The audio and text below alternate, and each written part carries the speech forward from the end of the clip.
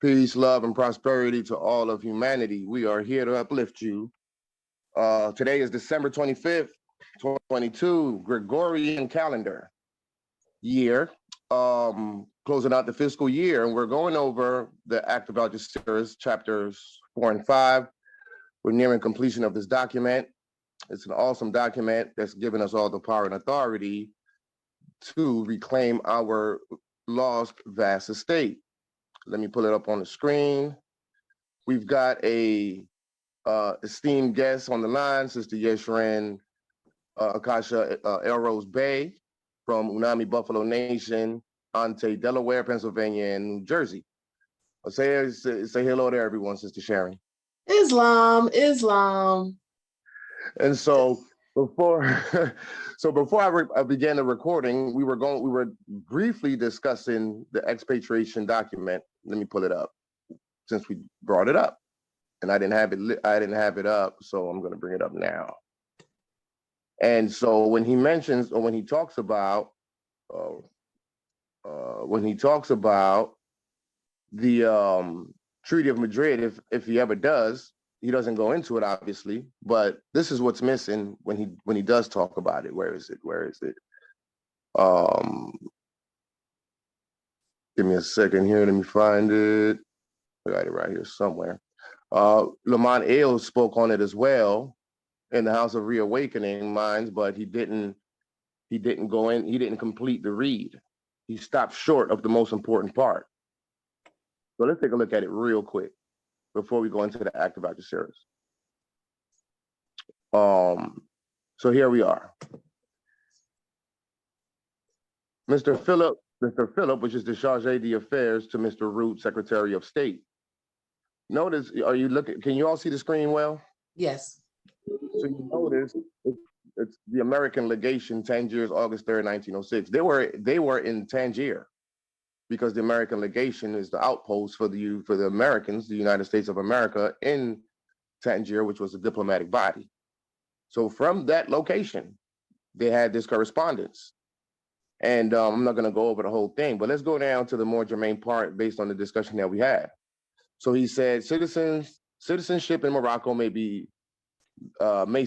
said to be governed by the laws pertaining to the same in other countries, with the exception that all persons residing in Morocco. So I don't know if you noticed that post that I put on Facebook. A lot of Moors are arguing the point and standing there square that this land is America. It's egregious. It gives me a headache.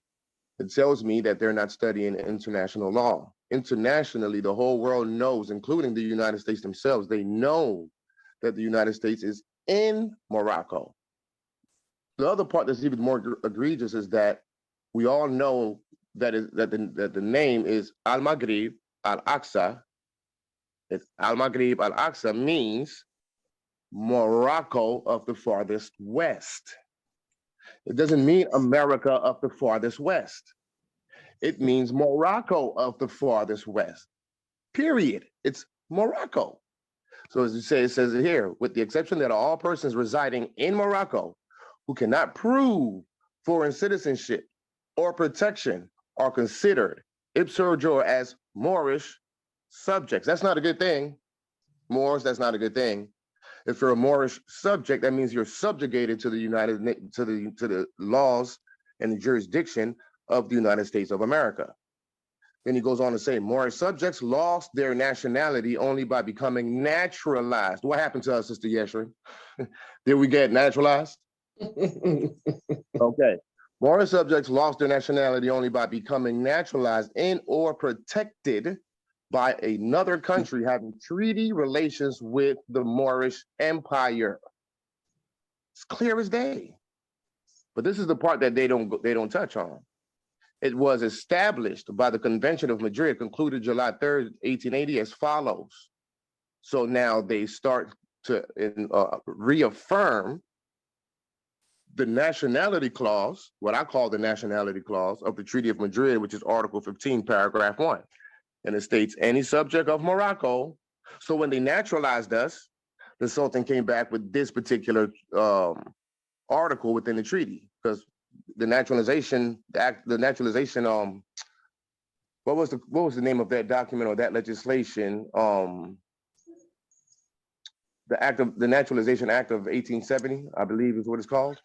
That's correct. Okay. Is when we were naturalized. Moors know this. All Moors know that we were naturalized by the United States against our consent. So then the Sultan said, okay, fine. Well, any subject of Morocco who has been naturalized in a foreign country, it doesn't say the United States. It says a foreign country. Why? Because the Treaty of Madrid is a multilateral treaty that contains 12 other signatory powers, along with Morocco, making it 13. So that means then that a subject of Morocco could have been naturalized in Germany, Russia, Great Britain, uh, France, etc. Whatever all the signatory powers, each one in particular, that particular jurisdiction would be the foreign country. It's not limited to the United States. Moors in France are Moroccan subjects. Moors in Great Britain are Moroccan subjects, just as well as Moors in the United States are Moroccan subjects. So it says that's why it's general and vague, and it's not specific to a specific country such as the United States. But we already know that in the United States, we have been naturalized. So it says any subject of Morocco who has been naturalized in a foreign country and who shall return to Morocco shall, after having remained for a length of time equal to that which shall have been regularly necessary for him to obtain such naturalization, choose between entire submission to the laws of the empire and the obligation to quit Morocco, unless it shall be proved that his naturalization in a foreign country was obtained with the consent of the government of Morocco, which it wasn't. Now, paragraph 1 is telling us that we need to choose between the two jurisdictions, American jurisdiction or Moroccan jurisdiction, being as though that you have been naturalized. But if you choose the American jurisdiction, you got to get the permission or the consent from your Moroccan government. Excuse me. Okay, so that's the care. So this article is the demonstration that Prophet Noble Ali put forth on the 101s when he was stepping out of the cares of the world onto the rock of salvation. The cares of the world that he was stepping out of is the American jurisdiction, Admiralty law. That's why he was stepping out of water, because that deals with Admiralty law, deals with the laws of the sea that has been brought onto the land, distinguished from maritime law, which is the de jure law of the seas and how you govern sea operations. It's a difference. However, paragraph 2 states, foreign nationalization, they're heretofore acquired by subjects of Morocco, according to the rules established by the laws of each country, shall continue to them as regards all its effects without any restrictions. Meaning, if you don't choose to go back home to Morocco, Dorothy, and you choose to remain in the cares of the world, the American jurisdiction, then all their laws will apply to you without any restrictions, i.e. George Floyd, i.e. Michael Brown, i.e. Emmett Till, and i.e. Noble Drew Ali. They killed them, didn't they? I.e. Malcolm X, they killed him as well. I can go on and on and on, all the atrocities that we had dealt with because we chose to remain in a state of acquiescence within the jurisdiction, within American jurisdiction, and not following what the Sultan laid out, which is choosing between the entire submission of the laws of the empire. This is the point right here. This is the part, this is what they don't talk about. This is so powerful that the United States tried to omit Article 15 with the king of Morocco. They conspired to try to remove that clause, but they couldn't do it because neither one of them had the power of the Sultan to do so. And so this particular article still stands. Residence in foreign parts does not affect the nationality of Moorish subjects, and the Moorish government has no means of protecting its subjects permanently residing in other countries with the countries, with the exception of so-called Moorish consul at Gibraltar and a Moorish agent at Cairo, Egypt. But look what he said up here. I skipped that part. The above ruling has never yet been acted upon, and should this at any time be contemplated seriously, a number of naturalized people, American and others, residing in Morocco will be affected thereby. So what are we doing now? So AMPAG, New Mecca, AMPAG, Maru, DMT, Hunami Buffalo Nation, now currently the Alodia Moroccan, Alodia Moroccan, Alodia Morris Paradium, Alodia Moroccan Paradium, Ante, Michigan. Okay. That's the name of the new state coming online today. We all chose to do what? Contemplate this thing here seriously. And we're all choosing between the entire submission of the laws of the empire by establishing our state governments, which is adhering to the first principle that's in the preamble of the Treaty of the Act of Algeciras, which is what? Sovereignty and independence. That's the first principle. Sovereignty and independence deals with establishing your state. Then you go on to integrity of domains, and then you go on to economic liberty without any inequality. So currently, most of our states are in the phase of integrity of domains. But the point of the matter is, Moors know about this particular document. We learned about this document from Taj Tariq Bey. Sure it is. But why in the hell did we not recognize and understand Article 15 is in the document? Why was that never discussed? Why was that never dissected? Why was that never deciphered? Crickets. We don't know. We can assume. I have my own assumptions. I don't want to put it out there.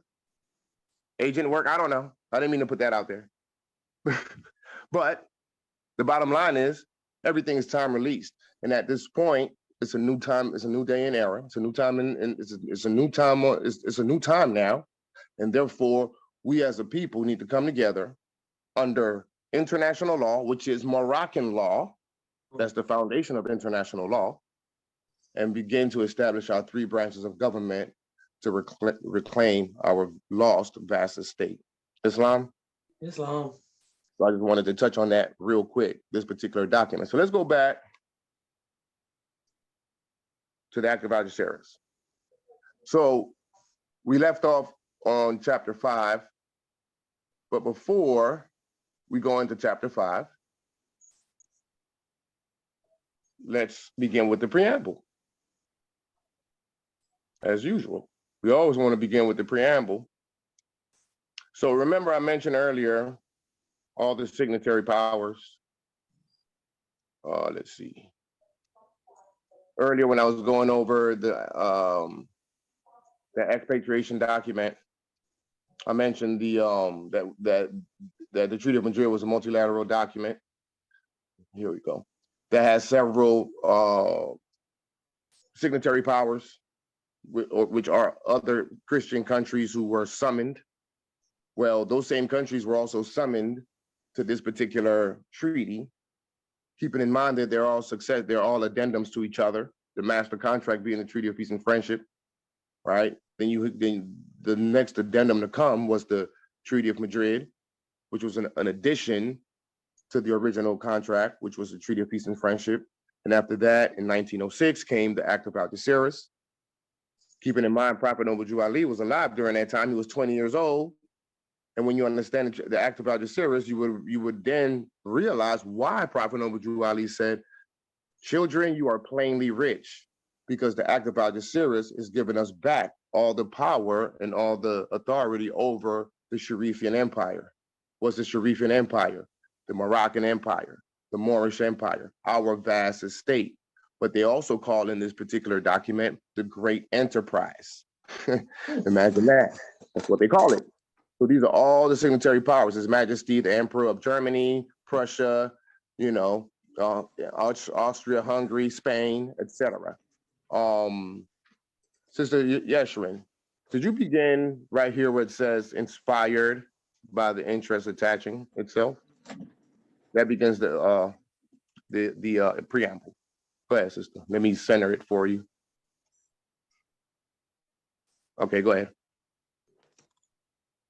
Inspired by the interest attaching itself to the reign of order, peace, and prosperity in Morocco, and recognizing that the attainment thereof can only be effected by means of the introduction of reforms based upon the triple principle of the sovereignty and independence of His Majesty the Sultan, the integrity of his domains, and the economic liberty without any inequality, have resolved upon the invitation of His Sharifian Majesty to call together a conference at Algeciras for the purpose of arriving at an understanding upon the same reforms, as well as examining the means for obtaining the resources necessary for their application, and have appointed as their delegates plenipotentiary the following. Well, right there. Let's go back up. Inspired by the interest attaching itself to the reign of order, peace, and prosperity where? In Morocco, not in America, not in the United States, in Morocco, and recognizing that the attainment thereof can only be effected by means of the introduction of reforms. So we need to, it was an attempt to introduce reforms to bring about order, peace, and prosperity in Morocco. Reforms is we went over that definition on the last call, what reforms are, and it's a process of establishing or reestablishing something that has become corrupt. So the system, the customs of the empire had become corrupt up to this point. So reforms were needed to be instituted in order to bring forth order, peace, and prosperity in Morocco. And those reforms are based in what? Legislation. Now, let me ask you, Sister Yeshrin, or anyone on the call, all our years in this Moorish movement, who has ever spoke about legislation? Crickets. Because Nobody. no one ever has. Go ahead. Islam was it? I just said nobody spoke of it. Islam. Peace, good brother. How you doing, Mufti? All is well, brother. Peace. Long Watson Ali, my man's in them, right? Islam. I had my up just a minute ago, and when y'all was speaking, Go ahead, brother. I was still thinking about like when you say confusion, like why no Moors ever spoke about it. And when I backtracked, when I first ran into this information, to what I understand now, I think it's the misunderstanding of what a constitution is and what a constitution is used for. It's like that, because if I knew a constitution was their constitution for them, I wouldn't even be, trying to force no laws talking about their constitutional rights. I would know that I need my own constitution, or, be trying to look for some type of state or government, to try to initiate those rights instead of trying to do it as an individual. But they always speak about a constitution or a treaty from an individual standpoint. So I guess that's the connection, because you need to come through a state and really enforce a treaty or to be a party to it anyway. I yield. That's absolutely correct, good brother. And part of the reason why Moors are enforcing their constitution is because we're in this mental trick bag that the United States of America Republic is our government, and therefore that's our constitution. That's not true. That's a misconcept. That's the way they teach it. Yep. That's the way they teach it. But when Plymouth Rock landed on us, there was already a government here, an entire empire with our own constitution and our own everything. They came over here seeking asylum from Great Britain. True enough, there are Moors who assisted the Europeans in establishing that constitution, but it wasn't the Moroccan Moors. It were the foreign Moors, European Moors, who were at war with us, who were also trying to conquer our land through the so-called white people, if you want to put it that way. Because colonizing is an act, it's not a people. The original colonists were Black people, so-called, right? Moors.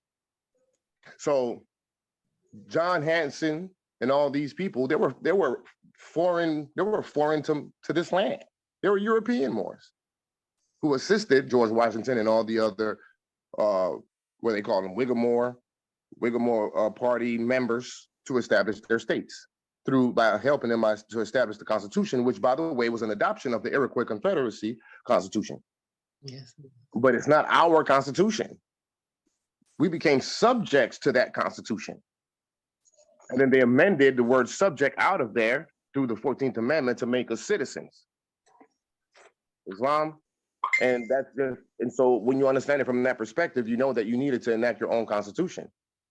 And so these reforms are introduced based on the triple principles. What are the triple principles? Sovereignty and independence, integrity of domains, and economic liberty without any inequality. Right? And so now it says to call together a conference. So the Sharifian Majesty, which is the Sultan, called together a conference at Algeciras for the purpose of arriving at an understanding upon the said reforms. So all these European countries were called upon, right, to examine and arriving at an understanding upon the reforms. They're part of this and the application of these reforms.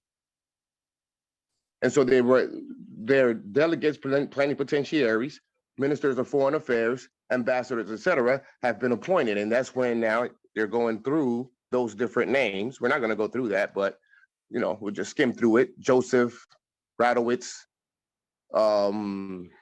what is that? His ambassador extraordinaire and plenipotentiary to His Catholic Majesty, right? The Christian Count of Taidenbach, and all these different names, which is all these different countries. Then we'll skip past that, and we'll go the President of the French Republic, the President of the United States of America.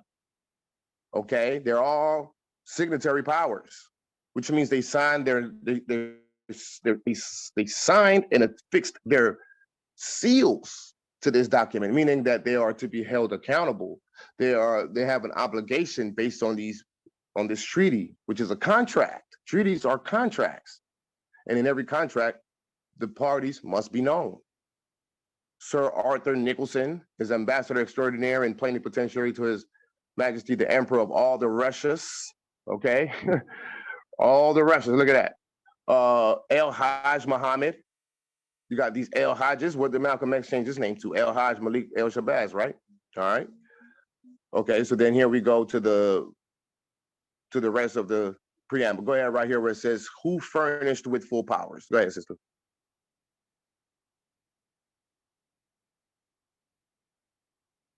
You see it there? Did you say something? For you to continue to read here. You see where I got it highlighted? That's the rest of the preamble. Continue. Yes. Who furnished with full powers, which were found in good and due form, have, in conformity with the program upon which His Sharifian Majesty and the powers have agreed, successively discussed and adopted. Go ahead, continue. Chapter 1, a declaration relative to the organization of the police. Chapter 2, a regulation concerning the detection and repression of the contraband of arms. Chapter 3, an act of concession for a Moroccan state bank. Chapter 4, a declaration concerning a better return of taxes and the creation of new revenues. Chapter 5, a regulation concerning the customs of the empire and the repression of fraud and smuggling. Chapter 6, a declaration relative to public services and public works. And having decided that these different documents might usefully be coordinated in a single instrument, they have united them in a general act composed of the following articles. Islam. So we're marching and praying and begging the colonists to enact legislation on our behalf to stop police brutality. Well, what is chapter 1? A declaration relative to the organization of the police, which means that the police fall under our authority and jurisdiction. What else? A regulation concerning the detection and repression of the contraband of arms. They must have permission to have arms. The police got arms. So if you're concerned about the police and their guns, well, we have control over the police and the guns. So why are we marching and praying instead of enacting legislation as adults? This is why they call us minorities. Minorities versus majority has nothing to do with the numbers. It's 10 of us and it's 20 of them. No, because even if it was based on the numbers, we outnumber them 100 to 1 anyway. And the sun is helping expedite that process. All right. So it's a matter of legislation. It's a matter of establishing your 3 branches of government, and through your legislative branch, establishing your legislation. So now we're talking about how poor we are. We can't get a loan. They won't let us get a loan. Okay. Chapter 3 is an act of concession for a Moroccan state bank. We're supposed to have banks. You're concerned about paying taxes. Okay. A declaration concerning a better return of taxes and the creation of new revenues. They are supposed to be paying taxes. But you see, they, being as though they are the competent authority, and we are the authority who is in a state of acquiescence, by default, they had taken over the authority over Morocco through the Act of Algeciras, but mainly through the Treaty of Peace and Friendship, which then gives them the authority to represent or act upon the Act of Algeciras. So they have been enforcing the Act of Algeciras on us. Why did Bush go after Saddam Hussein? Because Saddam Hussein had what? Weapons of mass destruction. That's chapter 2 of the Act of Algeciras. No one is supposed to just have guns, weapons of mass destruction and arms of war, or anything of any of that sort. I always wondered what gave him the authority to do such a thing. Why is it that the United States can have guns, but nobody else can, or weapons of mass destructions, I should say? Well, it's based on the Act of Algeciras. He was invoking chapter 2, but we didn't know that. So now what else we have here? A regulation concerning the customs of the empire and the repression of fraud and smuggling. That's what we will be going over today. And a declaration relative to public services and public works is also what we're going over today. Okay, so we've already been through these articles. Let me go straight to article, what is it, 77, chapter 5. Okay, so before we begin, let's do something. I like to use reference points, and I like to clear things up for people. So it says, let's look at the title, a regulation concerning the customs of the empire and the repression of fraud and smuggling. So what's customs? What's smuggling? Let's identify that. I've already looked it up for you all. Come on, let's get to, thank you. All right, so what is customs? The Webster's Dictionary, Merriam-Webster's Dictionary, defines it as follows: a usage or practice common to many or to a particular place or class, or habitual with an individual. Well, that's not germane to the discussion. Long established practice considered as unwritten law. Repeated practice, the whole body of usages, practices, or conventions that regulate social life. But this is the definition we're looking for: customs in plural. Duties, tolls, or imposts imposed by the sovereign law of a country on imports or exports. That's in the title. The customs of the empire is based on the duties, tolls, or imposts imposed by the sovereign. What sovereign? The Sharifian authority on all the other foreign countries that are residing or operating in Morocco, based on the imports and exports of their goods and services in or out of Morocco. Okay, so that's customs. Let's talk about smuggling. To import or export secretly, contrary to the law. What law? Moroccan law. And especially without paying what?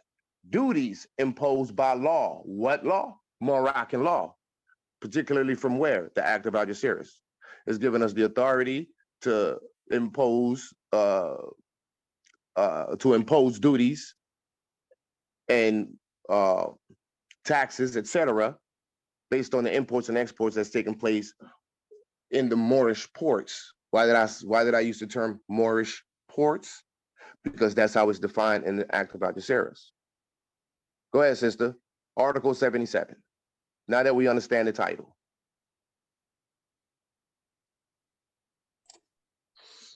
Article 77. Every captain of a merchantman coming from a foreign or Moorish port shall, within 24 hours after having been granted free patchoque, Mhm. in any of the ports of the empire, deposit at the customs an exact copy of his manifest signed by him and certified to by the vessel's consignee. He shall furthermore, if required to do so, produce before the customs authorities the original of his manifest. What did it say in the beginning? Hold on. What did it say in the beginning? Keep in mind, I'm going to be putting you on pause for a second. I'm going to jump in and try to make some interpretations. So be patient with me on that. What does it say in the beginning? Every captain of a merchantman coming from a foreign or what kind of ports? Moorish ports, not black ports, not African ports, not Negro ports, not Pan-African ports, not Cherokee ports, not American ports, not Seminole ports, not Moorish American ports, Moorish ports. It's important for me and for us all to make those points clear because we have a certain confusion as it relates to our identity here. We are everything, but we're not something in particular that we're supposed to be. We are from Kemet. We are Hebrew Israelites. We are Nation of Islam. We are 5%ers. We are Cherokees. We are Aboriginals. We are indigenous. We are all these things, but no one has ever took the time out to understand that we are actually the Moroccans or the Moorish people. Also, Moors have a problem, this thing with the Moorish word, with the ish thing. Well, it's in the it's in the treaty. And treaty is the supreme law of the land. So we need to get off of this misconcept and this issue that we have with the term Moorish. They would say, okay, well, I'm not Moorish American because I'm not Moorish. So I'll just say I'm an American Moor because I don't want to say Moorish. Well, you're wrong either way. You're wrong either way. And there's nothing wrong with Moorish. So why is it that the British can be British and the Polish can be Polish and the Irish can be Irish, which, by the way, denotes nationality. We've already proven that. But us, we cannot be Moorish. It's ridiculous. That's called Moorish architecture. That's called Moorish garb. Those are the Moorish people. Period. It's also called Moorish science. Not more science, Moorish science. Let's get off of this BS and let's just understand the treaties, being as understanding also that treaties are the supreme law of the land. Islam, all right, continue, sister. The customs. The customs shall have power to station one or more watchmen on board to prevent illicit trade.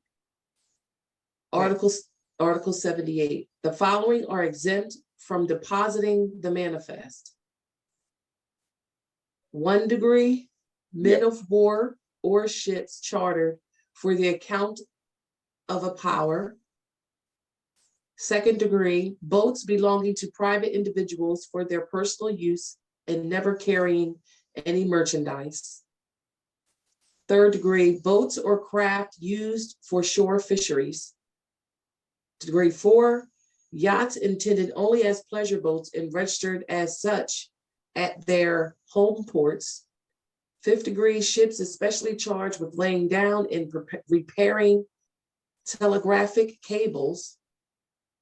Degree 6, boats exclusively used in life-saving service.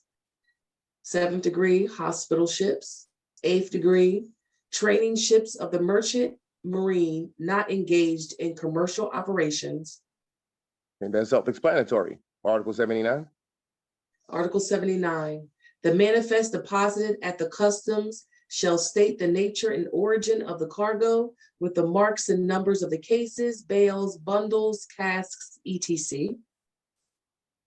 Article 80, if there is serious reason to suspect the accuracy of the manifest, or in the case the captain of the ship should refuse to allow the visit and verifications of custom officers, the case shall be brought to the attention of the proper consular authority in order that the latter, in company with a delegate of the Sharifian customs, shall undertake the investigations, visits, and verifications that he may judge necessary.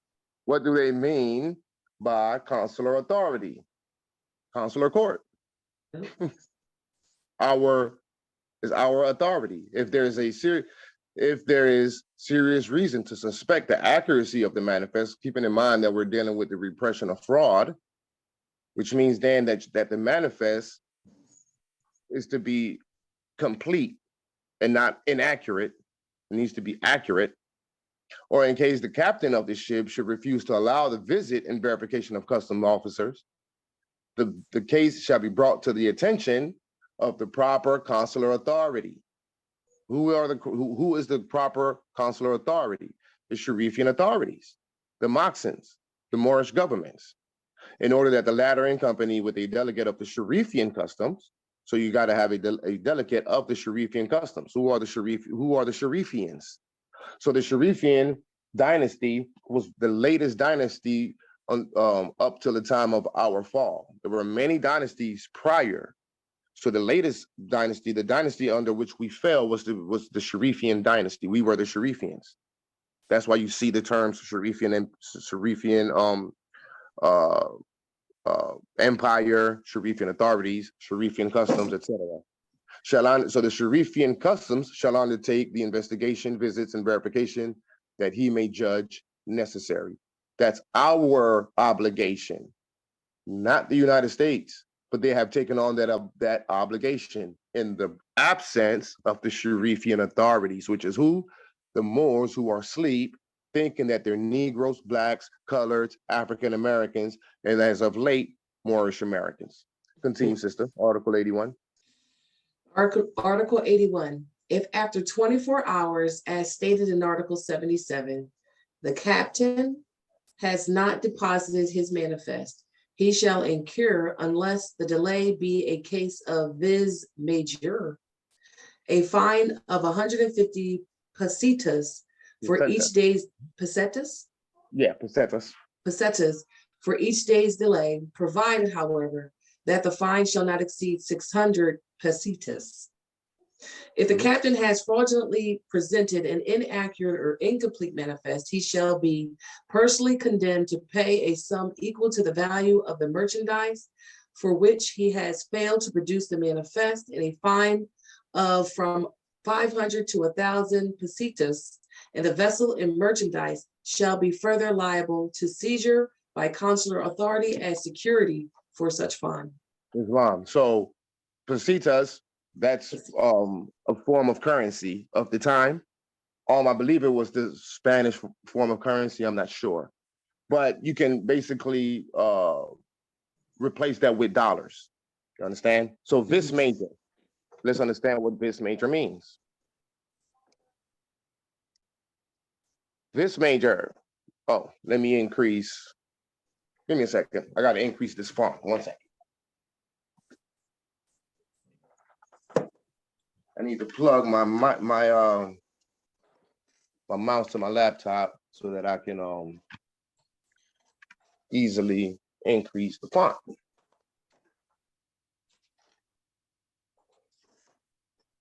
Okay. So vis major. You can see that clearly now, right? Vis major is a greater or superior force, an irresistible force. It may be a loss that results immediately from a natural cause that could not have been prevented by the exercise of prudence, diligence, and care. It is also termed as vis divina, or superior force. It is a irresistible violence, inevitable accident, or act of God.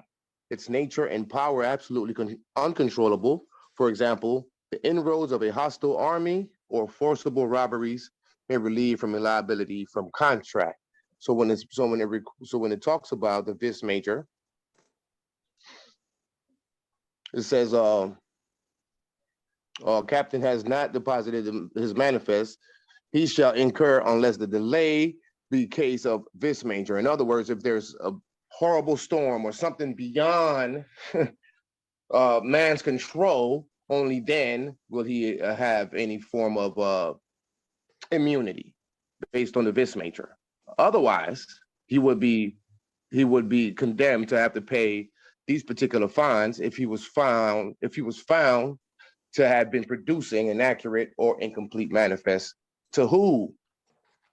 the consular authorities, or really the Sharifian, what's the term they just used on the last paragraph? Sharifian customs. There you go. The Sharifian customs. Right? All right. Islam, continue, Sister 82. I just wanted to clarify this major and the currency that's being charged. But you see that, and also if it's okay, so if the merchandise shall be further liable to seize consular authority for such fines.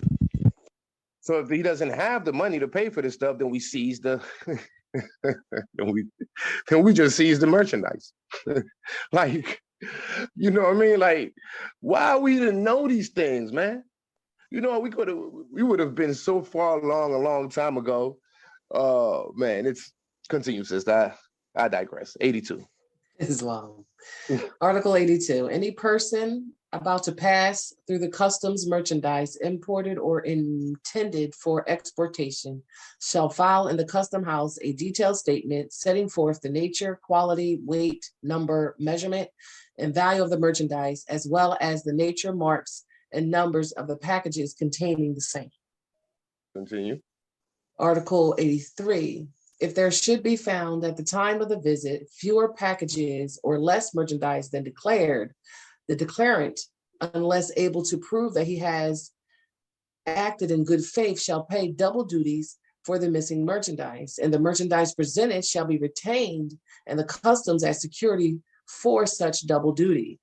If, on the contrary, there should be found at the time of the visit an excess of packages or quantity or weight of the merchandise, this excess shall be seized and confiscated for the benefit of the magazine. Moxin. Say it again. Moxin. Moxin, thank you, Moxin. Unless the person making the declaration can prove his good faith. Okay, let's go back real quick. Oh man, this article always makes me giggle. If there should be found at the time of the visit fewer packages or less merchandise than declared. See, you playing games. So you put something on the manifest that doesn't represent what you actually have. You playing games, trickery. Okay, the declarant, unless able to prove that he has acted in good faith, shall pay double duties. Right? He got to pay double fines for the missing merchandise. And the merchandise presented shall be retained in the customs as security for such double duty, right? So you're paying double duty and the merchandise shall be confiscated. If on the contrary, there should be found at the time of the visit an excess of packages or quantity or weight of the merchandise, the excess shall be seized and confiscated for the benefit of the moxin. What is the moxin? The moxin, so you may understand, this is the Yeshrin and anyone else on the line who may not be aware, keep in mind that that word moxin is spelled two ways, with a G as you see it there, and also with a K, as you would see in other documents. On our Facebook page, we utilize the K, and also our website, we utilize the K. And why do we utilize the term moxin as part of our state name? Is because a moxin is literally Moroccan Arabic for state or government. That's what a moxin is. But more particularly, more exact definition or purpose of the moxin is the government that operates on behalf of a monarch, i.e. the Sultan. So, for example, King Charles III, who's now King Charles III of Great Britain, he's not the government official. He has a prime minister and a body politic or a governing body that operates on his behalf. That would be a moxin. So that's what a moxin is. In a strict sense, a moxin is the government that operates the kingdom or a monarchy on behalf of the monarch himself, whether it be a king, queen, emperor, empress, sultan. In this case, it would be the moxin for the Sultan of Morocco. If that makes sense, I hope I made the point clear, the explanation of what a moxin is. So, but the modern terminology or definition, or the loose definition for moxin, is state or government, plain and simple. All right, continue. 84. Article 84. If the declaration should be found inaccurate as to kind or quality, and the declarant is unable to prove his good faith, the merchandise wrongly declared shall be seized and confiscated by the proper authority for the benefit of the Makzin. Yes. Article 85. If the declaration should be found inaccurate as to the declared value and the declarant should be unable to prove his good faith, the customs may either levy the duty in kind then and there, or if the merchandise is indivisible, take the said merchandise by at once paying to the declarant its declared value plus 5%. Mm-hmm. They gotta pay. They gotta pay for any form of fraudulent activity in our ports. And you best believe they like to partake in those types of activities. That's why we have to be strict. Okay, let me make something clear. This document, though it gives us back the authority of our vast empire, it also gives back the responsibility. Yeah. So if you want sovereignty, you got to be ready to uphold the responsibilities. It's a lot of responsibility. And it has to be exercised in a competent manner. So Moors need to understand this, that's probably some of the reasons why Moors remain subjugated, remain in acquiescence, because they don't want to have to deal with all this work. But that's the reason why we don't want the Europeans to leave. They've already have established the systems, the policies and procedures and the processes to operate the vast empire. So they Who don't want them to leave? Say it again. I said, who don't want the Albions to leave?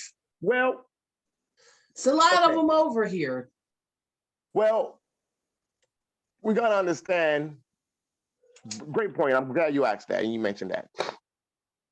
The Treaty of Peace and Friendship is a cohabitating contract or agreement.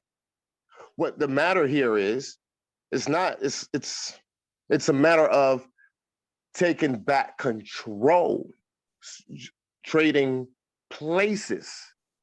And it's also a matter of it being based in diplomatic relations. If we force them to leave, guess what we'll be doing? We'll be violating international law, which is human rights, just cogence. Because if we force them to leave, they don't have anywhere to go. They are attached to us. They have nowhere to go. They are dependent upon us. They are a dependent state. They are in a dependency state status, right? But the Treaty of Peace and Friendship is about exactly that, peace and friendship. We have to remember the atrocities of the past, what we have done to them. We are the original slave masters. We are the original colonizers. We are the original oppressors. We are the original everything. They learned everything from us. And all they really did, what has taken place over a period of time in history is karma. Karma came back on us. And these Albions had taken over, had basically paid us back what we did to them, right? We had them in slavery and in bondage for much longer than they had us in slavery and in bondage. That's why it's a matter of being in the spirit of love, truth, peace, freedom, and justice. That's why Prophet Noble Drew Ali taught us to love instead of hate, because he knew that at some point we would have to come back to the table of negotiation with these people, and we had to be in our higher self to be able to let bygones be bygones and let go of whatever atrocities they may have put upon us. Because at the end of the day, who cares? We are the ones in control. We have to take back the authority and put them in their place. What is their place? Beneath us as subjects. They are the subjects.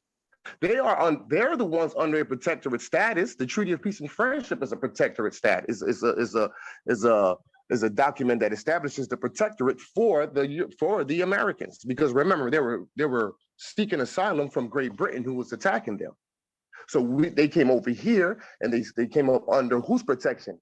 Moroccan protection, our protection. Okay. So let's go back to the point. Go ahead. I do understand that. And however, we gotta keep all of them here.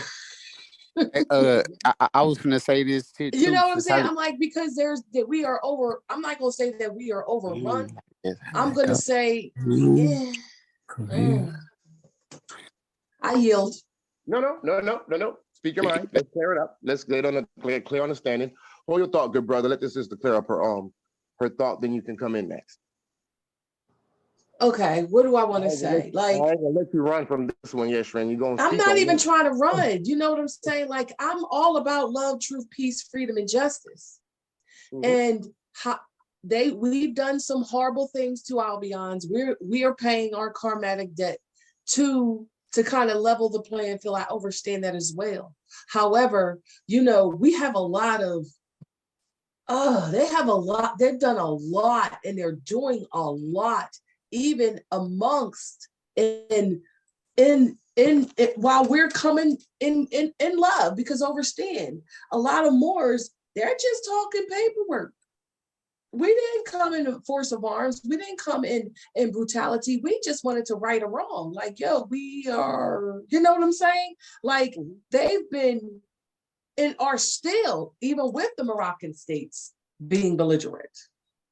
Well, they're not being belligerent to the Moroccan states. What they are doing, however, is stalling and denying. Exactly. But let me Which go is back. belligerent, right? That's against the Well, you can say that. You can say that. law, right? This is the reason why we have to force their hands at the ICJ. And once that's done, if you study all the previous ICJ cases that the United States has been involved in that they lost, they have always paid up. They don't even turn around and use of force. They just pay up. That's how much they have respected the judgment from the ICJ up to this point. Okay. But let's talk about the atrocities that they have committed. We have to consider something else here. Nothing of which they have done would have been possible without our people. It was our own who has been assisting the Albayans this whole time. Yeah. It's our own behind the scenes who have been assisting these people for a very long time. If our people hadn't sold out, they couldn't have gotten so far as to what they have been doing in these past hundreds of years. I agree. It is our people that we got to look at. We got to stop looking at them. They are not the formidable enemy. They're barely an enemy because we are the Moors. Come on, man. We are the mighty Moors. And so the only way that they could execute such oppression, etc., up against us was with the assistance of our people. That's true. The what do you call them? The Boulay, the Prince Hall Masons, your Farrakhan's, your Jessies, your Al Sharptons, your Grand Sheiky guys, your Grand Governor guys who's flying the U.S. flag on the left and the Moorish flag on the right. The biggest trip bag comes from the Moorish Science Temple of America. Yes, it does. In the world, that it took me until I was 35 before I even heard of the name Prophet Noble Ali. Are you serious? Yeah.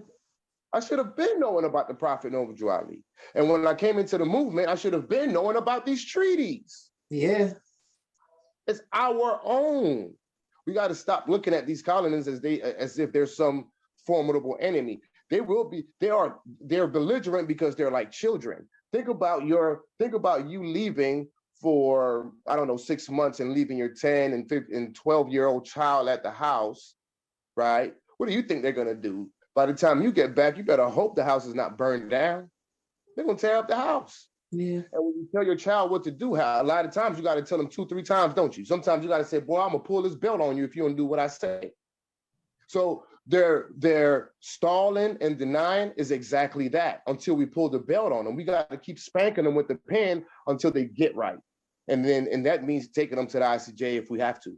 But we have to maintain the proper concept. It is our own who have been assisting them. Look at Django. Don't you see that in Django? Yeah. As well as the Woman King. Okay. Which I haven't seen. Gotta watch it. I will. But you see, it's our own. It's always been our own. Who is oppressing the Haitians? Their own government that look like them. Who's oppressing the Jamaicans? Their own government who look like them. Who's oppressing the African nations? Their own government who looks like them. On behalf of who? On behalf of European powers.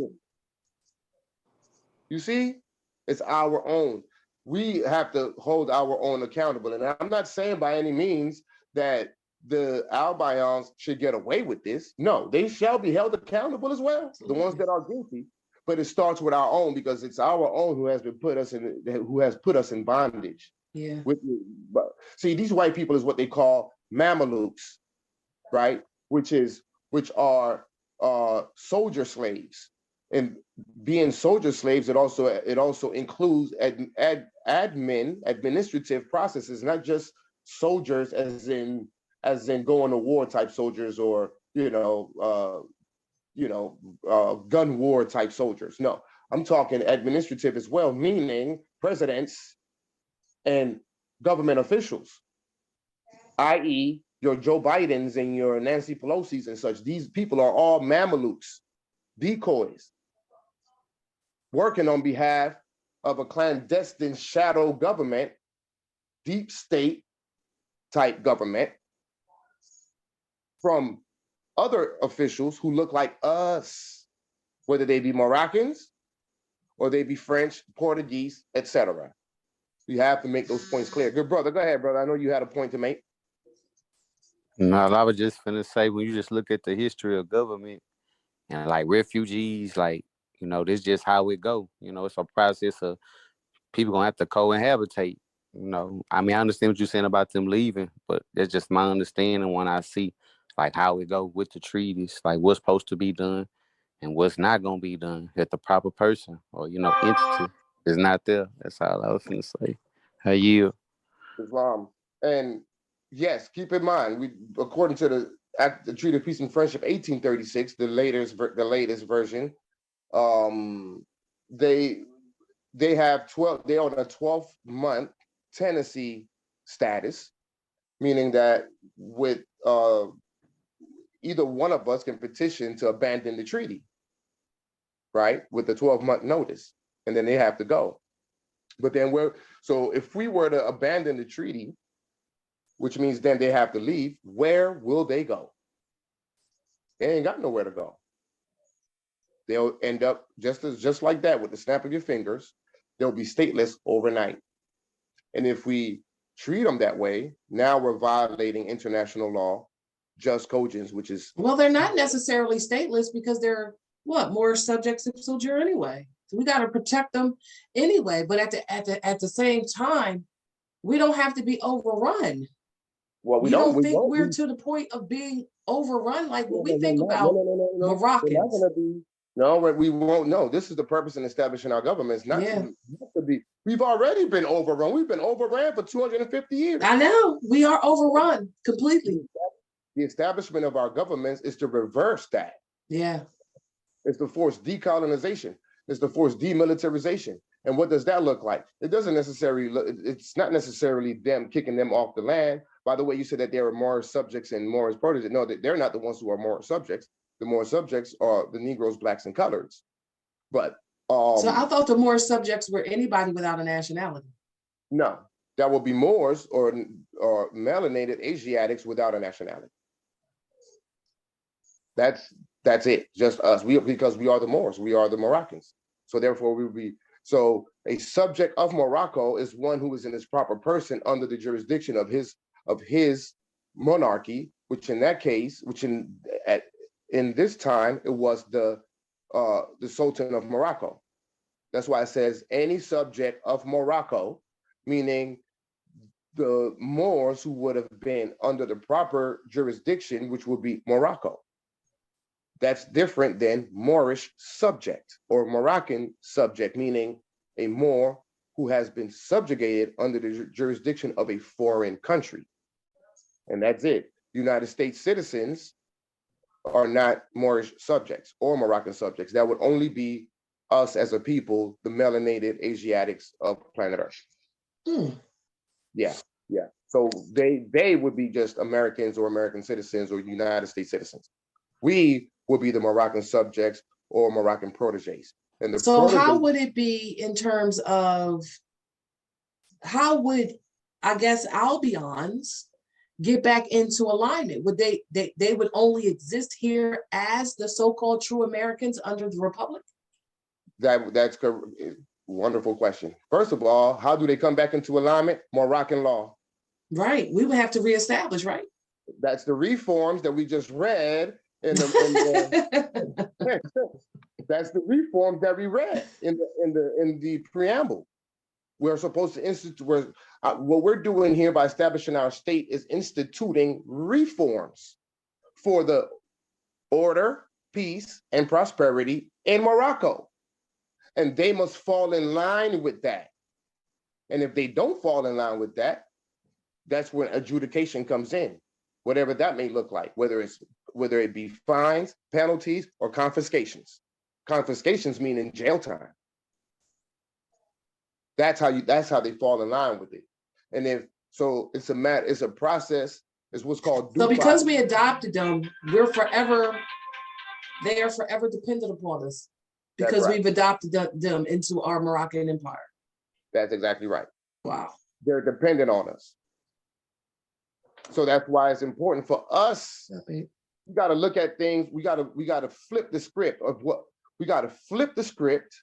what we see and experience today. Right now, we're the ones paying taxes. Right now, we're the ones seeking licenses for guns, to own guns. Right now, we are the ones who are under the jurisdiction of the United States of America and their laws, their municipal laws, and their constitution, and all their other color of law system. You flip the switch, or flip the script, I should say.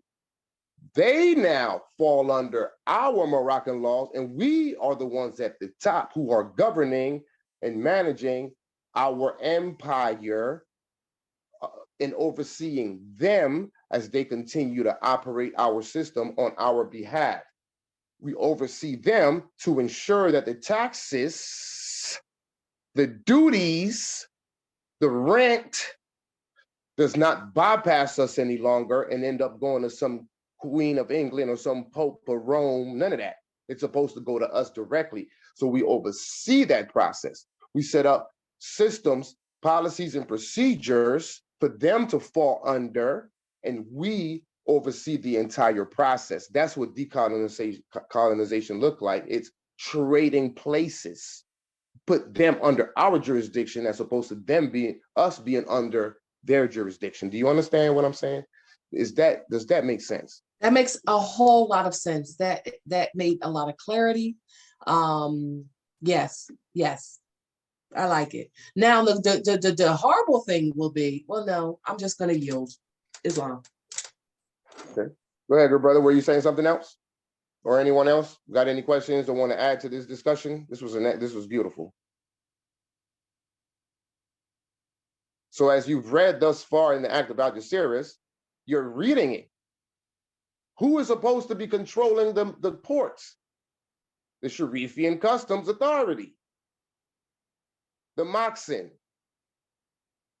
They call the ports Moorish ports. They don't call it Albion ports. It doesn't say the white man's ports, do it? It doesn't say American ports. It doesn't say United States ports. It says Moorish ports, which means any Albion coming through those Moorish ports and their captains, their manifest better be on point, or they would have certain fines, punishments, and confiscation that will come upon them. From where? Consular authority. That's what decolonization look like. What does demilitarization look like?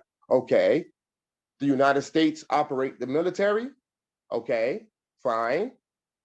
Demilitarization means Morocco now oversees the operation of the military, as opposed to us just being subject to it and maybe even soldiers within the military.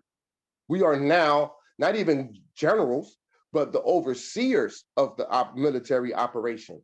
And which means if we don't approve of something, then it will not get done, period. What we say is what goes. As we say, so shall it be, period. Moroccan laws, legislation. That's why it's important to have lots and lots and lots of legislation on the books, because if the rules and the laws are not in place, then you cannot enforce it. We have to first put the laws on the books so that then we can enforce it. Now we can hold people accountable because the rules are set. You can, if you want an organized home, you got to have the rules posted for your children to wash the dishes by a certain time and to clean up the house at a certain time. If those rules aren't posted, they're just going to run wild around the house, won't they? I didn't know I was supposed to wash the dishes. Well, okay, well, all right. Well, since you didn't know, wash it now. But they cannot claim that they didn't know, which is plausible deniability. I didn't know I had to wash the dishes. What do you mean you didn't know, Junior? It's right there on the wall. You see the difference? From home to governance, same thing. We got to have rules and laws posted so that now they have something to go by. If they don't have nothing to go by, they're not going to respect it. Nobody will. I mean, it's just what it is. That's just the nature of human. That's just the human nature. So when I say this is the reason why we want them to stay, is the other reason why I'm saying that is because currently we don't have the capabilities of operating all of this because we have lost our way. We need their assistance anyway. They need to run this. We need them to continue running this as they've been running it, except now we take control and we oversee them and we manage the manager. And we verify all their moves. We verify that the taxes and the duties and the rents and all the imposts, et cetera, are going to the proper authorities. Who are the proper authorities? The Sharifian authorities, our Moroccan governments, not some king of England or some Pope of Rome. In our absence, that's where the taxes have been going. Now that we have come back into full powers, that revenue will be redirected back to the heirs of the land. That's what decolonization looks like. It's not a matter of kicking them off or roping them off on some island and hang them high or re-enslaving them. No, it's a matter of putting them right back in the place where in their place where they belong. Keep in mind, you're talking to someone who had that spirit to rope them off on some island because they can't be trusted, incarcerate them all because they can't be trusted. Well, now that I understand international law principles, I had to course correct my own mindset as it relates to this matter. So I do feel the Moors' pain as it relates to that. I understand why they may reject it at first, but with careful examination and understanding, you would see that the real matter of the fact is that we are supposed to take back control in the operation and the governance of our great empire and put them in a subjugated place that they belong as dependency states and dependent citizens. Also, that includes the Moorish subjects. You will see it in this document that Moorish subjects are obligated to do certain things as well if they choose to remain in the status of a Moorish subject. Their other option would be to choose between entire submission and consent to a Moroccan government to now become a Moroccan national. So one is a Moorish subject, that's he who is subjugated under the laws of the United States, and the other one is a Moroccan national who has now chosen between entire submission and has proclaimed his nationality through a Moroccan state government. Islam? Wakita Bay here. Hey, Hey, listen, I think I come from a unique perspective in this. I don't think I do come from a perspective of concern, deep concern, and possible mistrust, but not necessarily hate. I am a military brat. I grew up around other nationalities all my life. We lived in Germany for 2 years, and uh, my first babysitters was German Albion teenagers. So my sister and I didn't really understand and know what racism was until we came back to the US, to the west side of Atlanta. Mhm. So And here recently, just here recently, you know, the trials and tribulations I've been going through dealing with homelessness and illness, the majority of people that helped me were the Abians. So I don't have hate for them like that. However, I do recognize simply out of ignorance, maybe self-preservation, that community as a whole has held up all the, you know what I'm saying, all the this misleading information and the indoctrination for their self-preservation. You know, so I'm hoping that we flip the script and start doing the same for ourselves.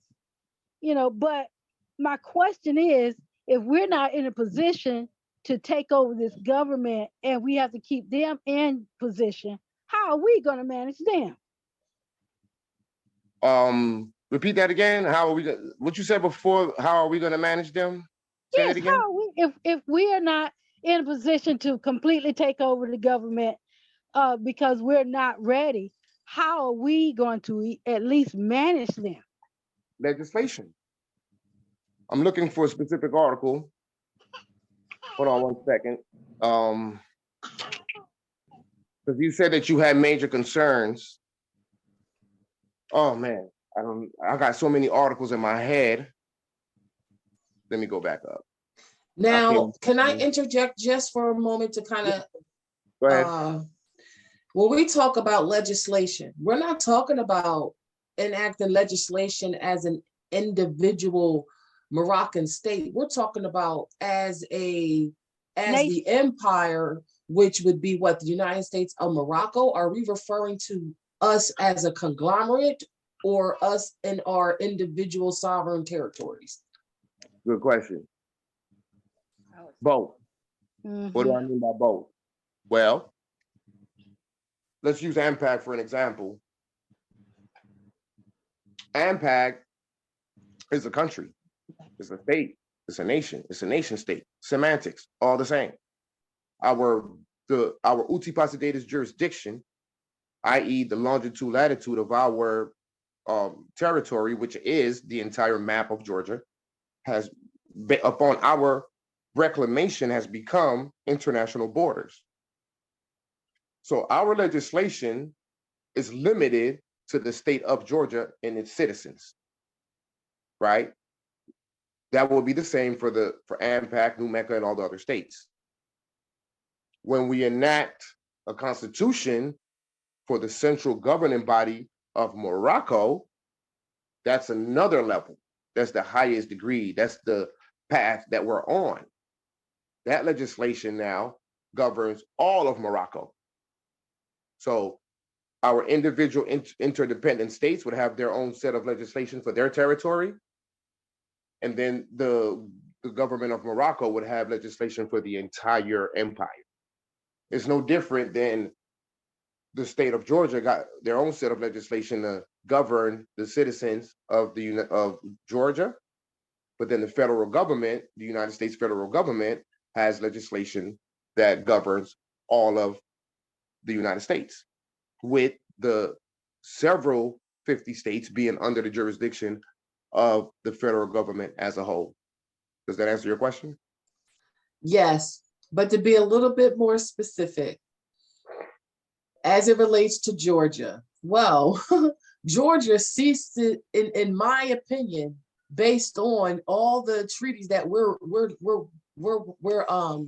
reviewing, as well as the ratification deposit of the Constitution for AMPAG, that would nullify, in my opinion, based on international law, the state of Georgia's having any actual jurisdiction once AMPAG reestablished control over those dominions that they were presuming under Admiralty jurisdiction. That's correct. That's absolutely correct. But their laws would still remain enforceable upon their citizens, just not the Moroccan nationals that have declared allegiance pursuant to AMPAG government and legislation, correct? Those Moors who have He's done not that, here, baby. those Moors who have done that will fall under the jurisdiction of AMPAG, and they will be outside the jurisdiction of the state of Georgia and the United States. So any Moorish subject who remain in the jurisdiction of the United States and therefore the state of Georgia, those laws will apply to them. But they won't apply to us. Now, eventually their legislation would have to be in line with our laws, right? According to the constitutional processes of their state, because our laws are the supreme law of the land, right? But the state of Georgia, as a dependency state, has their own treaty rights to govern their people, but they still fall under our jurisdiction, period. In fact, to the degree in which they have to register with our state. So when you establish a corporation in whatever state of whatever, you have to go through the Secretary of State to register your corporation, don't you? Your LLC or S Corp, C Corps, whatever, correct? Well, that's the same thing that the state of Georgia has to do, understanding that they are a corporation within our jurisdiction. They would have to register with our state in order to operate lawfully. Otherwise, there would just be aliens in our state, and other measures would have to be taken to deal with that. But to answer your question, yes, they may continue to operate, and their laws will apply to their citizens, but it won't apply to our nationals, and they will fall under the jurisdiction of AMPAG. Does that further answers your question, or do I need to clarify it even more? No, that was sufficient. How about you, Sister Rakita? Did I answer your question? Yeah, yes, it did. It answered it. Okay. I'm a military brat as well, and I came up around many other nationalities as well. So I totally understand what you're saying. So in order to they do it to us. Okay. If you have a shop on a corner somewhere in downtown or something, if they don't want you around, what do? Enact legislation. And next thing you know, you're being kicked out of that region. You have to go somewhere else. That's why they say the pen is mightier than the sword, because it's through legislation that you make things happen. You don't deploy the military itself without legislation. Everything starts with legislation. This is what they have. Prophet Noble Ali said that he's going to leave the Europeans here long enough to teach us how to run government. Well, if you observe what they have done, everything has always been based on legislation. I'll give you an example. Most of you on the line are old enough to know that there was a time in which you could smoke anywhere, in any building, in any office, wherever. It was just wide open. You could smoke wherever you wanted to. Suddenly, there's been a change. What change? Well, you can't smoke in certain areas no more. You can't even do vape in many areas no more. Sometimes not even outside, right outside the building, you can't even do it. Why? Because legislation was enacted to put a stop to that. And ever since that legislation came out across the United States, at least definitely here in Georgia, you will not find anyone smoking anywhere in no building, nowhere, unless there's a certain specific designated area for you within the building, but usually there's no designated area nowhere. That's the power of legislation. Legislation stops things from happening, or it make things happen, but it has to be but part of legislation. The power of legislation comes through what? Your courts and your law enforcement. So your legislation has to be in line with your consular courts and your law enforcement, because it's the legislation comes in as law, and then it's enforced by the courts and law enforcement. Does that make sense? Yes. All right, so I was looking for a specific article. I might be in the wrong chapter, but you mentioned something. You mentioned the term concern. It should be 120 something. General provisions with a view of harmonizing. Okay, here it is. Article 120, that's what it was. With a view to harmonizing its legislation, if the occasion arises, with the engagements contracted under the present General Act, each of the signatory powers engages to take the necessary steps leading to the enactment of such legislation as may be necessary so far as it is concerned. So if there's ever any concerns about anything, you enact legislation. This is the reason why the legislative branch is for the mothers, the matriarchs, and the matriarchs only, or at least as it relates to our Constitution and how it's structured. The mothers hold the pen. The mothers write legislation. Why? Because the female have a spirit, this spiritual power where they ponder on the cares of the world, the problems of the world. You guys ponder on that. And going through that process of pondering upon it, it brings about the solutions for those problems.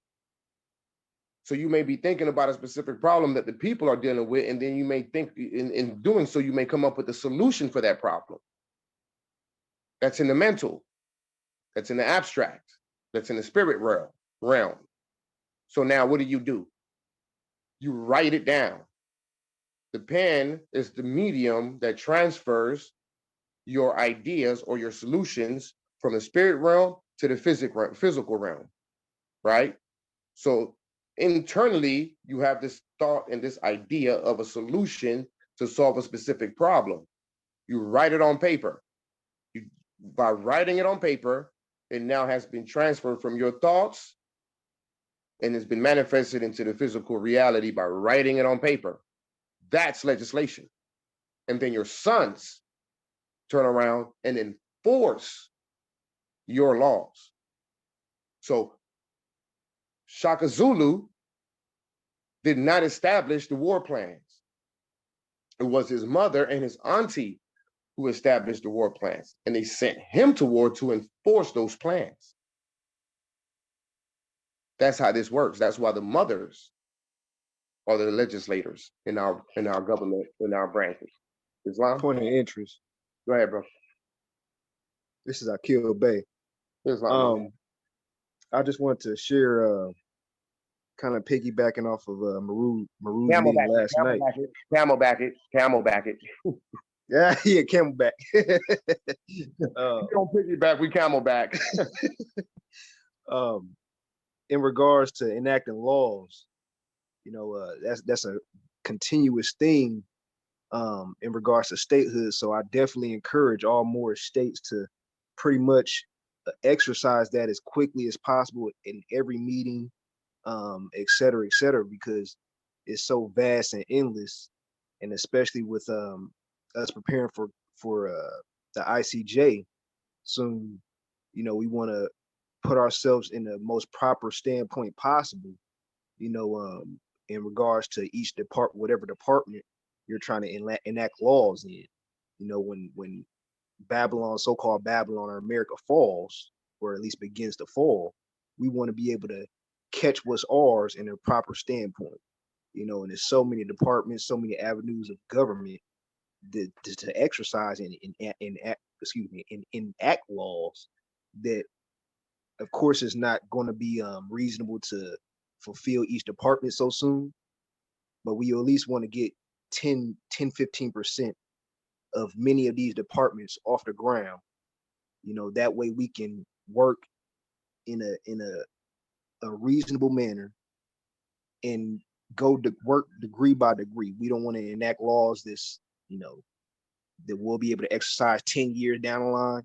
We want to start off with laws that were this more in real time, right? That we can really truly exercise and make value and useful. So such as identity, right? State ID. That's one of the first things we got to establish as states, and all these other things, right? So we want to establish ourselves in a proper manner before we start to wanting to work for ourselves and all this types of stuff, right? We will just look at these articles and just article by article ponder how can I exercise this in real time? How?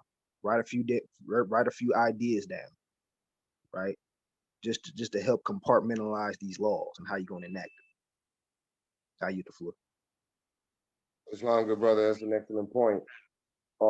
In other words, what he's saying is, start off with the lowest hanging fruit, right? Before it's all layers and everything goes in degrees. You can't, it's just the same way. You couldn't go from Negro to being a Moroccan official. You didn't even know that you was a Moroccan. You had to been brought up by degrees. Perhaps Moorish American was the first degree, but really understanding the flag, your culture, your fez, your turban, your creed, your divine creed. That was the divine side of the movement. The divine side of the movement was to prepare you for the national side of the movement, which is international law and statehood, running your own governments, your three branches of governments. But first, you had to been brought out of darkness into marvelous light before you can go now into taking your seat in the affairs of men. You can't skip boxes. You can't go from first grade to college, right? You must go first grade, second grade, elementary, junior high, high school, then college. Everything goes in degrees. And that would be the same concept with enacting laws. So I agree with that, good brother. Great point. Let's get back to the read. Go ahead, sister. Article 86.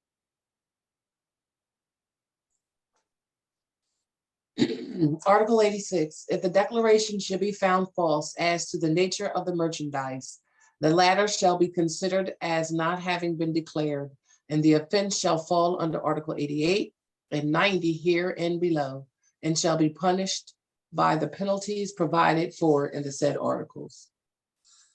Continue. Article 87, the smuggling, flagrant, or attempted in or out of the country by land or by sea of merchandise subject to duty shall be punishable by confiscation of the merchandise without prejudice to the penalties and fines here and below, which shall be imposed by the proper jurisdiction. What is the proper jurisdiction? It would always be our Moroccan governments, the Sharifian authorities. Smuggling, flagrant, or attempted in or out of the country by land or by sea of merchandise subject to duty. So what it's saying is, oh, you trying to be slick. You trying not to pay these duties on this merchandise. Well, then if that happens, that would be punishable by confiscation of the merchandise. So if you try to play tricks and omit certain information as it relates to the merchandise that you're bringing in or taking out of our ports in an attempt to escape paying these duties, okay, no problem. We confiscate the entire merchandise without prejudice to the penalties and fines here and below, which shall be imposed by the proper jurisdiction, our jurisdiction. Right? What is the proper jurisdiction? That's why you need legislation, because legislation defines the jurisdiction. So now once you have the jurisdiction defined, now you can identify the proper authorities that must deal with that matter. So in Georgia, down in Savannah, we have a bunch of ports. Well, then who would be the proper authorities? What's the proper jurisdiction? AMPAG. AMPAG and its Moorish custom authorities. Islam, 88.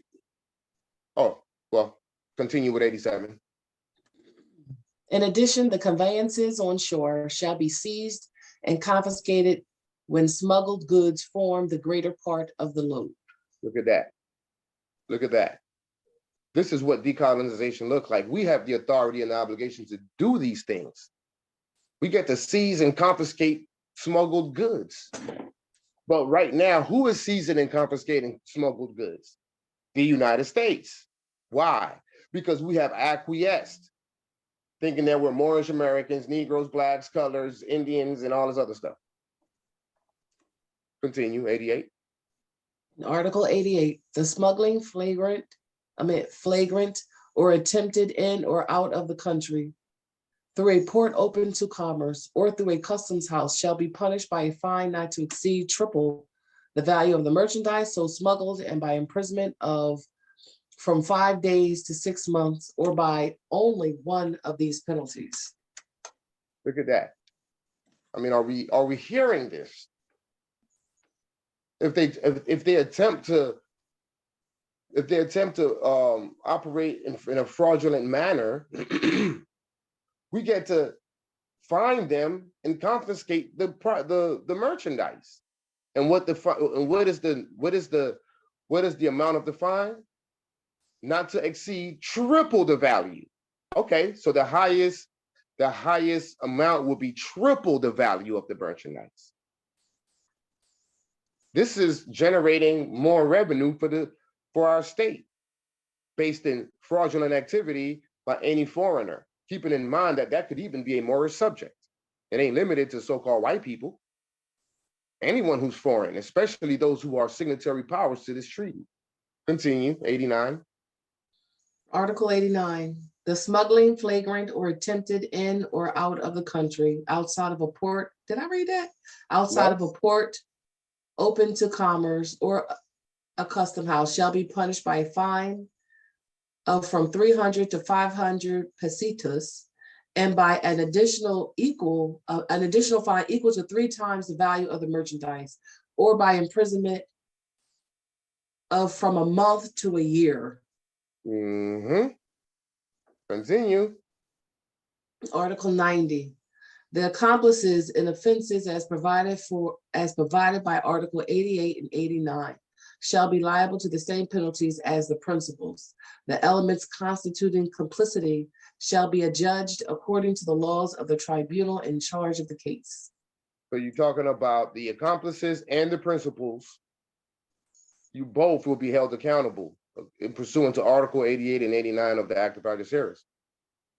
And we already went over the different penalties dealing with this matter, right? 300 to 500 pesetas, and the confiscation of the payment of the confiscated merchandise would be equal to additional fine equal to 3 times the value of the merchandise, plus imprisonment of a month to a year. What does the other one say? 5 days to 6 months, or by only one of the penalties of these penalties, plus triple the value of the merchandise. Like, this is why haven't we known about this, and why haven't we invoked? We're over here enforce their constitution. No, enact your constitution to then turn around and enforce your Moorish treaties, Moors. These are Moorish treaties. This is a Moorish treaty, the Act of Algeciras, which has given us the authority. But along with that comes the responsibility. This is why enacting Morocco requires Moors to be in their higher self. Morocco cannot come online without Moors being in their higher self. Morocco is the higher self. Acquiescence is the lower self. We have to come into our higher self to establish the Moroccan Empire again. And in doing so, we would have to operate in the spirit of love, truth, peace, freedom, and justice. Love instead of hate. We can't come into this with hate and revengeful thinking. If we do, the world will gang up on us because they know the power that the Moors have. And if we're going to be belligerent towards the United States, that means then we're going to be belligerent to the whole world as a whole. But our job is to uplift fallen humanity. And you cannot uplift fallen humanity in the spirit of hate or revengeful thinking. We have to let go of what has happened, forgive what has happened, keeping in mind that we started this. The Yaqub experiment, right? We brought them into our governments. We taught them how to be civilized. We taught them how to enslave. We taught them how to manipulate. We taught them how to oppress. Because those who taught these principles, we were in our, see, we got away from our ancient ways of love, truth, peace, freedom, and justice. We have always been we have always been the people who reign in the order. When we came into Spain in 711 to 1492, they were in darkness. We brought light to that region of the world. We brought them public baths. We brought them public libraries. We brought them education. We brought them the seven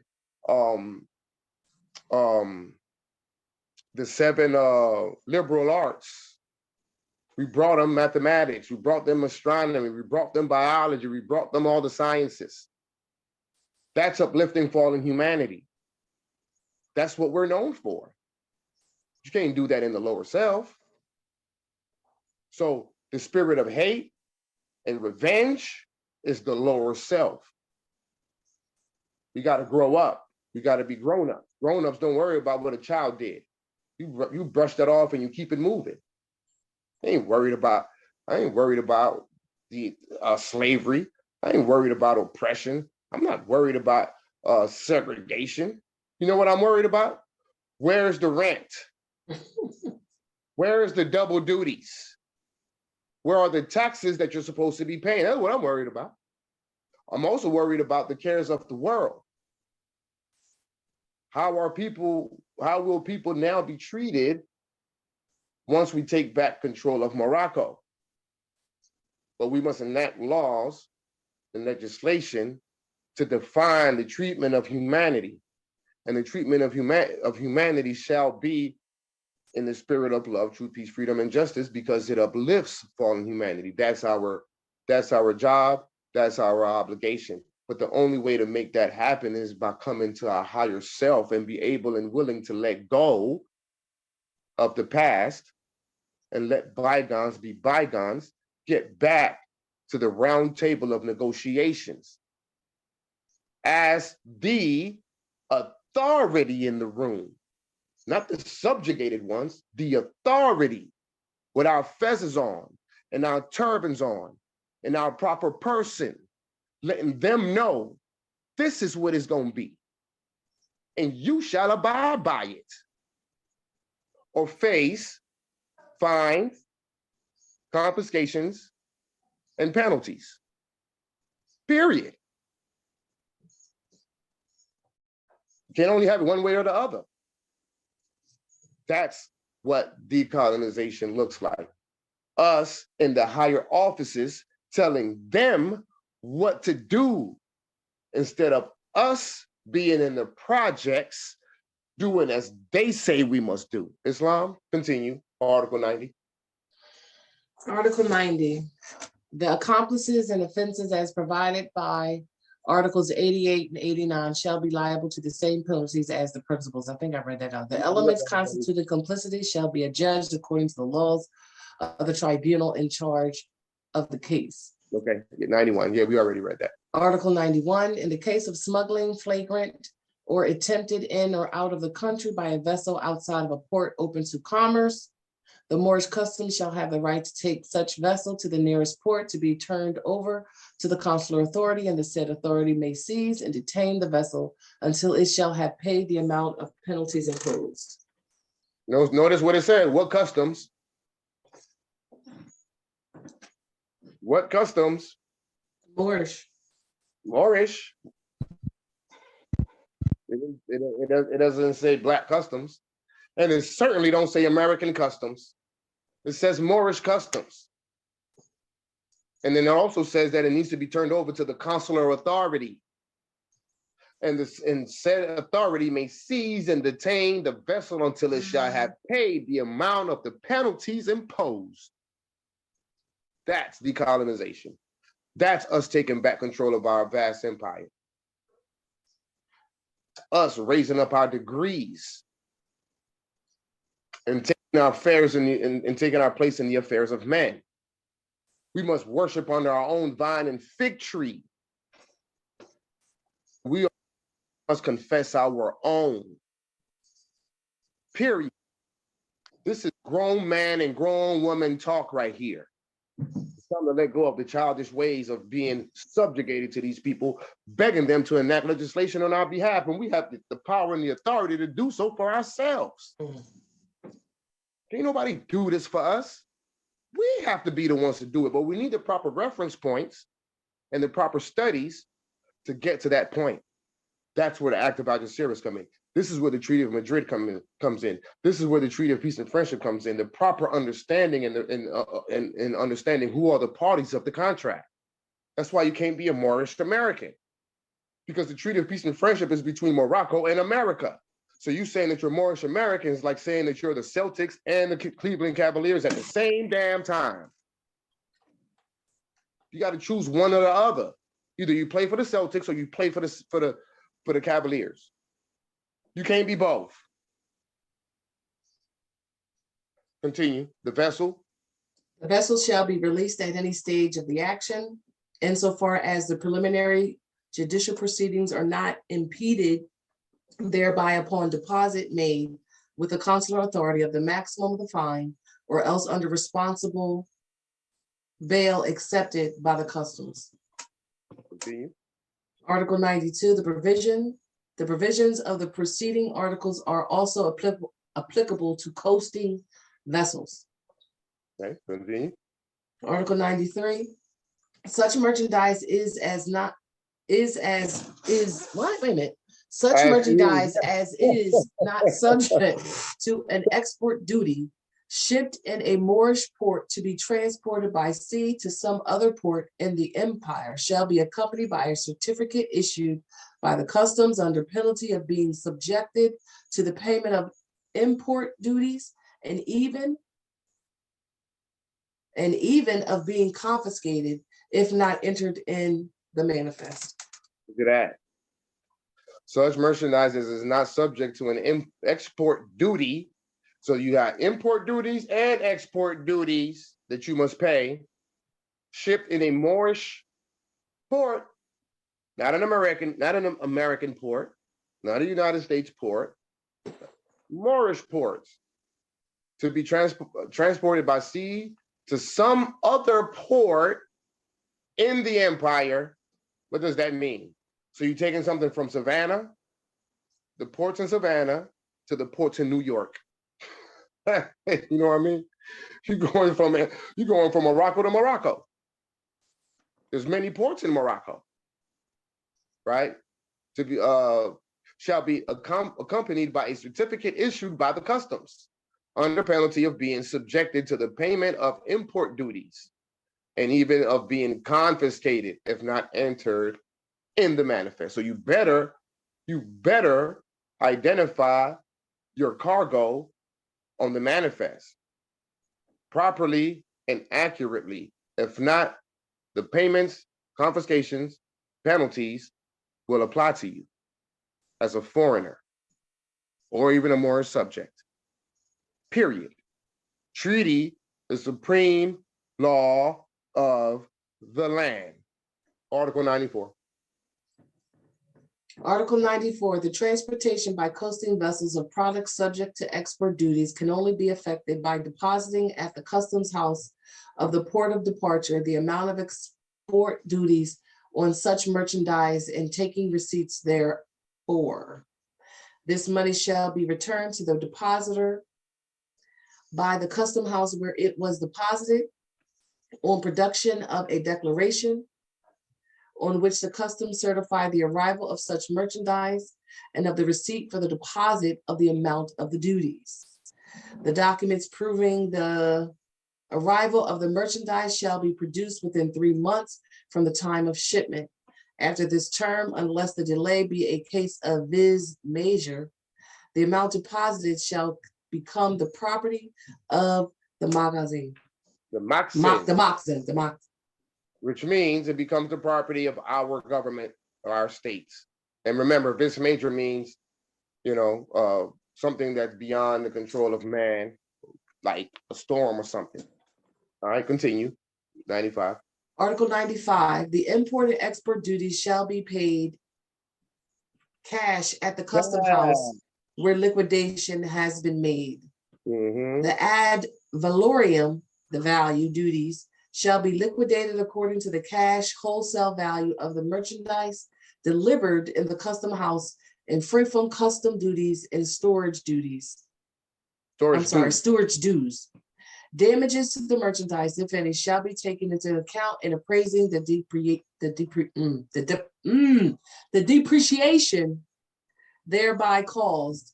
Merchandise can only be removed after the payment of customs duties and storage. The holding of the goods or the collection of duties shall, in every case, be made the subject of a regular receipt delivered by the officer in charge. I mean, are you guys hearing this? The ad valorem duties shall be liquidated. So we're talking about they got to pay with cash and everything, right? Let me go back up. The import and export duty shall be paid cash. You got no check. That it might bounce. We don't want checks. Your check might bounce, right? I don't want no credit card. Cash. Cash is king. You must pay with cash, foreigners, albayans, whoever, whatever. Okay? After this term, unless the delay be a case of vis major, the amount deposited shall become the property of the maxim. The import and export duties shall be paid cash. Oh, I just jumped over everything. I'm sorry. At the custom house where liquidation has been made, the ad valorem duties shall be liquidated according to the cash hold value of the merchandise delivered in the custom house and free from customs duties and storage dues. Damages to the merchandise, if any, shall be taken into account in appraising the depreciation thereby caused. Like this stuff is detailed. Merchandise can only be removed after the payment of customs duties and storage. The holding of the goods or the collection of duty shall, in every case, be made the subject of a regular receipt delivered by the officer in charge. This is our obligation. This is our responsibility as competent Moroccan state governments. This is not the responsibility or obligation of some individual Moor who's using writs and affidavits saying that the United States has no jurisdiction over them while telling them to enforce their constitution, and on your written affidavit you have their flag flying on your documents. That's incompetence. How are you going to say you don't have jurisdiction over me but yet I'm flying your flag? Come on. You're accepting the jurisdiction just with your documents and the flag that's on there. This is what I'm saying. This is for grown-ups, not for children. The old paradigm was for children. That was a cool exercise. Now it's time to upgrade our degrees, raise our degrees, and upgrade our mindset as to how we must operate as competent Moorish governments. Islam, continue. Article 96. Article 96, the value of the chief articles of merchandise dutiable in the Moorish customs is to be appraised every year under the conditions specified in the foregoing article by a committee on customs valuations meeting at Tangier and consisting of 1, 3 members appointed by the Moorish government, 2, 3 members appointed by the diplomatic body at Tangier, 3, 1 delegate of the state bank, and 4, 1 agent of the delegation of the 5% Moroccan loan of 1904. All right, let's go back up real quick before you continue. So it says the 3 members appointed by who? Who appoints those 3 members? The Moorish government, not the American government, not the Negro government, not the Moorish American government, not the Hebrew Israelite government, not the Cherokee government, not the Indian government, the Moorish government, period. The 3 members appointed by the diplomatic body at Tangier. Well, you can omit that because the diplomatic body is no longer in existence. Why? Because there's no longer the Sultan. The Sultan has reduced himself to become the king back in 1956. His post is in Tangier. He remained in Tangier. That's where the diplomatic body was at one point when the empire was in operation. The diplomatic body at Tangier was the seat of power for the Sultan. The Sultan is no longer, now he's a king, right, of a modern state called the Kingdom of Morocco. So the diplomatic body is no longer in existence. 1 delegate of the state bank, and then 1 agent of the delegation of the 5% Moroccan loan of 1904. That loan is, I think, the final loan that caused the empire to spiral even more out of control.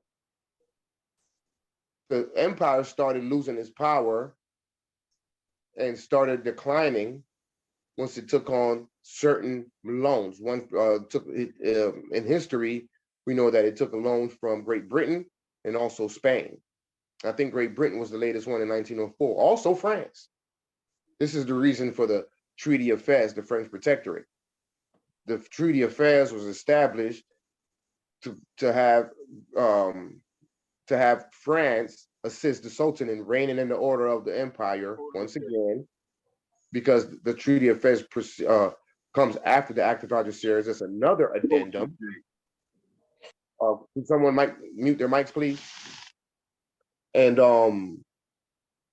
they were trying to catch the empire before it fell too far, and that's where Spain came in with the Treaty of Fez, and they did their thing. They assisted in that manner. That's why one of the articles in there says that the Sultan could not have any say so in any matters regarding international law and diplomacy across planet Earth with other nations. And it also stated that that he cannot take any loans from anyone else ever again, at least during the time of the French Protectorate, because the Sultan was a belligerent. Keeping in mind that the Sultan at the time was a young, not 22-year-old, who was the successor to the throne because his father had passed away. And he was just being a 22-year-old, spending up all, he didn't have control of the finances. He created or constructed a whole train station inside of the palace. Like, it was ridiculous, the things that he was doing with the money. That was causing problems with the Maxims of Morocco, in which it started declining. This is where France had to come in to help save the day. Islam, continue. This committee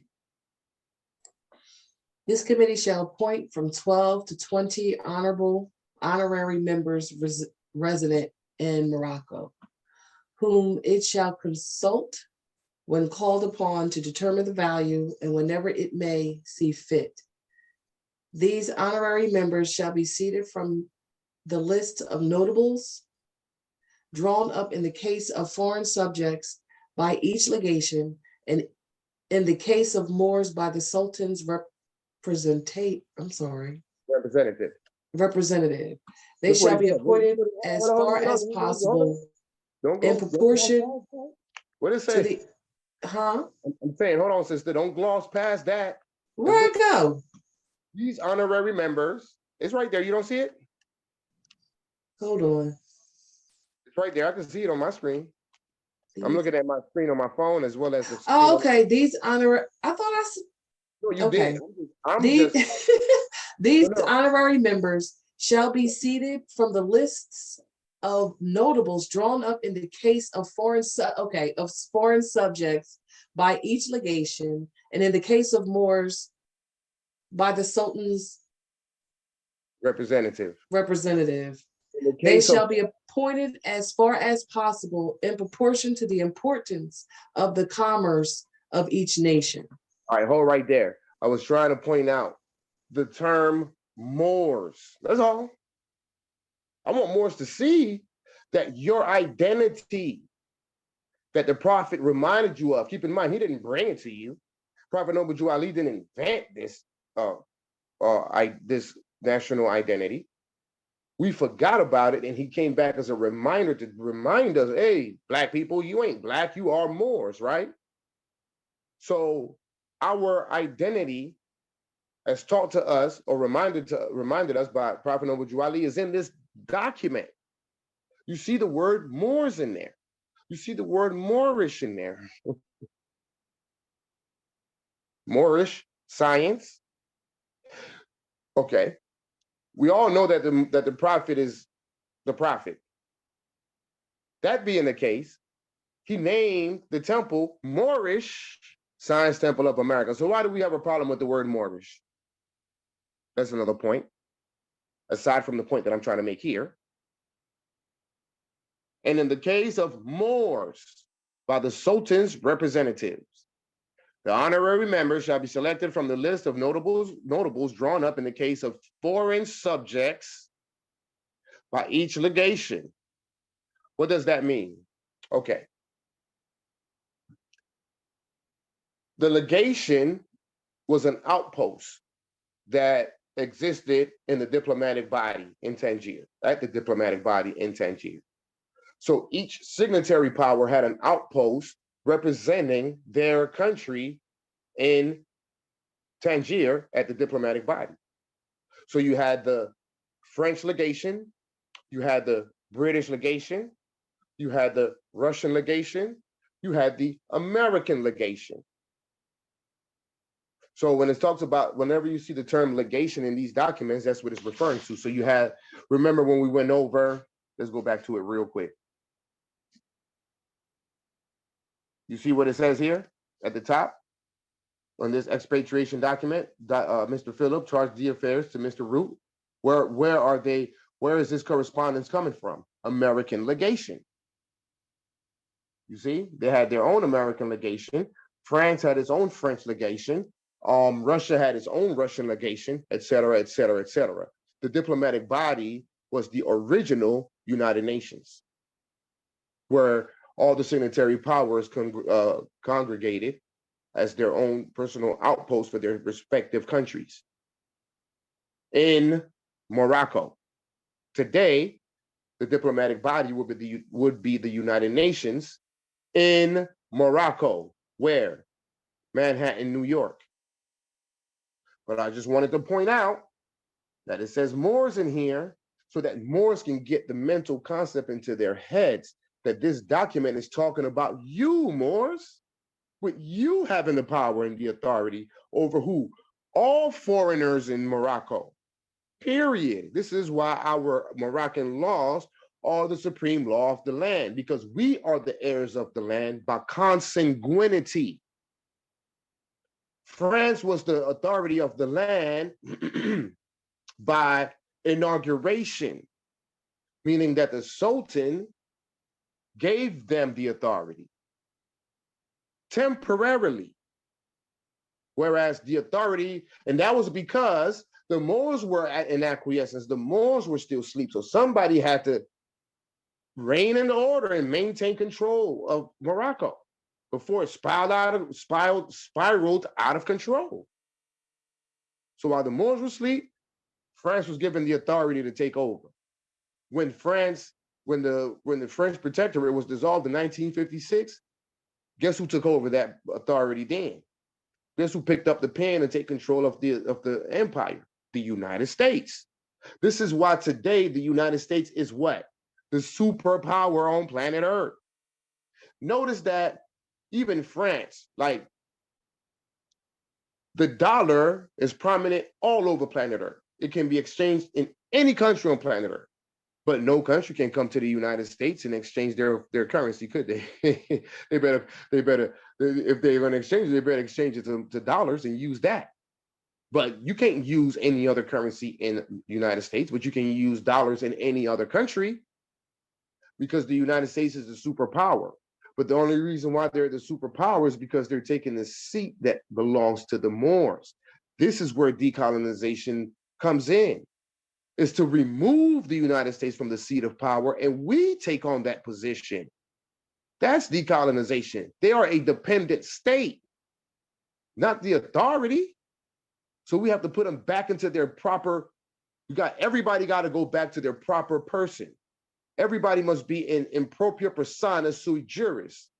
And the Moors impropria persona sui juris status is that of the authority, the governors of the land. The United States impropria persona status is that of a dependency state, an attachment to our empire. They are under us, not us under them. This is what decolonization looked like. All right, continue. Just wanted to make some points clear here. The committee shall be appointed. The committee shall be appointed for the term of 3 years. The schedule of values fixed by it shall serve as a basis for the appraisals which the administration of Moorish customs shall make in every custom house. It shall be posted at all custom houses and in the chanceries of the legations and consulates at Tangier. Mhm. The schedule, I'm sorry, the Go ahead. the chanceries of the legations, plural, and consulates, plural, at Tangier. All of these signatory powers, foreign Christian powers, had their consulates and their legations seated at the diplomatic body in Tangier. It's important for Moors to recognize and understand those principles. Continue. the schedule may be revised at the end of 6 months in case of considerable changes in the value of certain articles. Continue. Article 97, a permanent committee to be known as the Committee of Customs shall be organized at Tangier and appointed for a term of 3 years. It shall consist of a special committee of His Sharifian Majesty, of a member of the diplomatic or consular body appointed by the diplomatic body at Tangier, and of a delegate from the State Bank. Mhm. It shall be empowered to add to its members in an advisory capacity one or more representatives of the customs service. This committee shall exercise its high supervision over the customs service and shall have the right to propose to His Sharifian Majesty such measures as are likely to effect improvement in the service and assure the regularity and supervision of operations and collections, landing, shipping, land transportation, handling, and the incoming and outgoing of merchandise, storage, appraisal, liquidation, and collection of duties. The creation of such a committee of customs shall in no way infringe the rights stipulated in favor of the bondholders by Articles 15 and 16 in the loan contract of June 12, 1904. Continue. Instructions to be drawn up by the Committee of Customs and the services interested therein shall determine the details of the enforcement of Article 96 and of the present article. They shall be submitted to the advice and consent of the diplomatic body.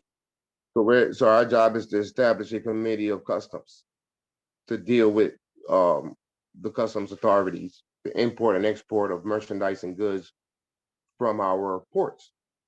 Okay, continue. 98. Article 98.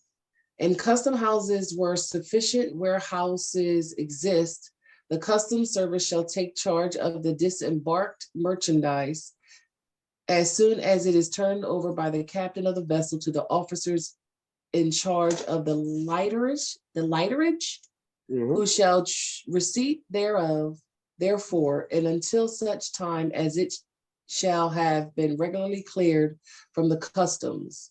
The customs service is responsible for injuries caused by loss or by damage or loss of or damage to merchandise which may be imputed to the fault or negligence of its officers. It is not responsible for damages resulting either from the natural decay of merchandise or from too lengthy a storage in the warehouse or from case of vis major. The custom houses where there are not sufficient warehouses, the agents of the magazine are required only to employ such means of preservation as may be at the disposal of the custom house.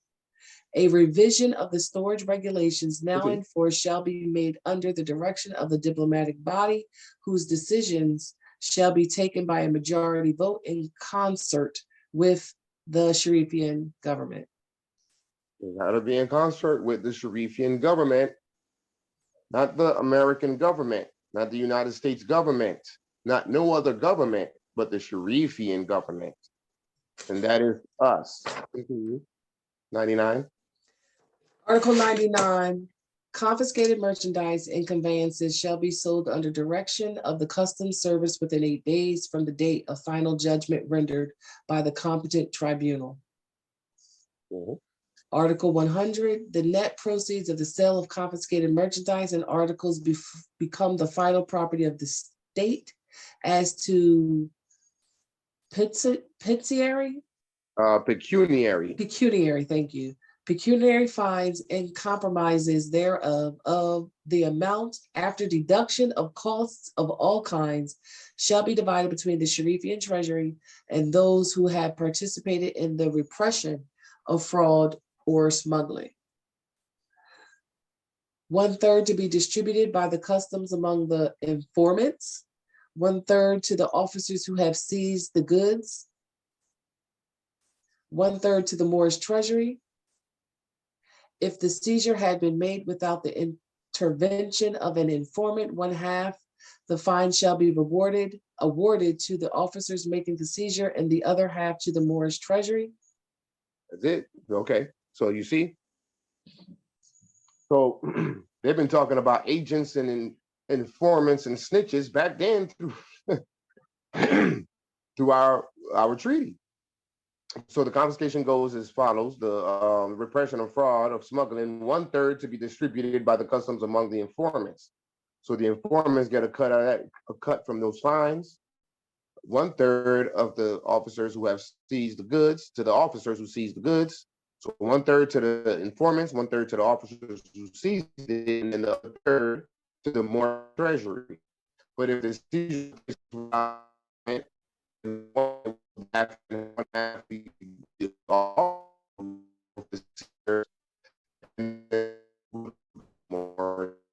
the American Treasury, not the United States Treasury, not no other treasury, but the Moorish Treasury. And the parties must be known in every contract and every document. So if we are to regain our sovereignty, we have to do it based on the treaties. And if we do it based on the treaties, then that means we have to be in line with the parties, the name of the party that's on the treaty that's giving them the authority. That would be the Moorish governments, the Moorish treasuries, the Sharifian authorities. Meaning we can't come into this movement and think we're going to gain the authority and the full powers that we're looking for with misnomers that's not being highlighted in the treaty. What are the misnomers? Negroes, blacks, coloreds, African Americans, and Moorish Americans. You don't see the term Moorish American nowhere on the treaties. You don't see the term Moorish American nowhere in international law. It doesn't exist. It's a misnomer. It's a trick bag. We have to get over it. Get over it. The treaties are supreme law of the land, and it outdates the prophet. So it doesn't matter if the prophet said it or not. Keeping in mind that we don't even know if the prophet really said that or not, because the temple had been infiltrated, which means his literature has also been corrupted. So you have to read and study his literature with discernment. You got to use discernment. It's been proven, I've proved it, and I can go over it again, that his information has been corrupted. One constitution and bylaw states we are part and parcel of this said government, and then the other one says that we are part and partial. The constitution that I have says part and partial.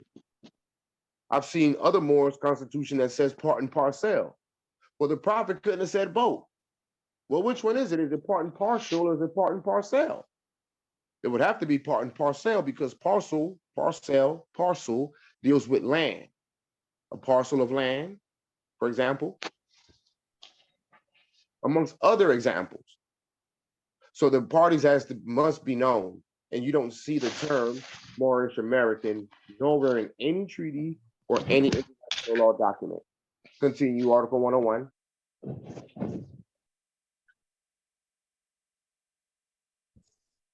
Article 101, the Moorish customs authorities shall directly inform the diplomatic or consular agents of any violations of this regulation which may have been committed by those under their jurisdiction in order that they may be prosecuted before the competent court. Similar violations by Moorish subjects shall be brought directly by the customs before the Sharifian authority. A delegate of the customs shall be charged to follow the legal proceedings in cases pending before the several jurisdictions. Hold on right there. Similar violations by Moorish subjects. So when you were saying earlier that you thought that Moorish subjects was anyone else, anyone who was stateless, no, only Moors who are stateless. And let's make this clear. The only Asiatics or melanated people in Morocco under the jurisdiction of America who are stateless are Moorish Americans. What do I mean by that? I'll explain what I mean by that. Black people, Negroes, colors, and African Americans, they're not stateless. Why am I saying that? Well, they're citizens of a country. What country? The United States. They at least get civil rights. They have some sort of protection. They fall under someone's jurisdiction. They have some kind of a state that they have planned that they can go to, right? You may not like it. It's not the most favorable terms, but at least you're not stateless. You have some sort of protection under civil rights as a U.S. citizen. Moorish Americans, however, they reject the jurisdiction of the American jurisdiction, but then they can prove their protections from a Moroccan state government, which means they're stuck between a rock and a hard place. They're in the middle. That's what makes them stateless. They don't have any protections from the United States because they're rejecting them. And they don't have no protections from the Moroccan government because they don't have one. RV Bay Publication is not a government. No other organization or association is a government. The Moorish Science Temple of America is certainly not a government. And you cannot stand on the Empire of Morocco because the Empire of Morocco is in a shallow grave. So who has the jurisdiction over you if the United States doesn't? What government has jurisdiction over you? What government is protecting you? What government laws do you fall under? It doesn't exist. That's what makes Moorish Americans stateless.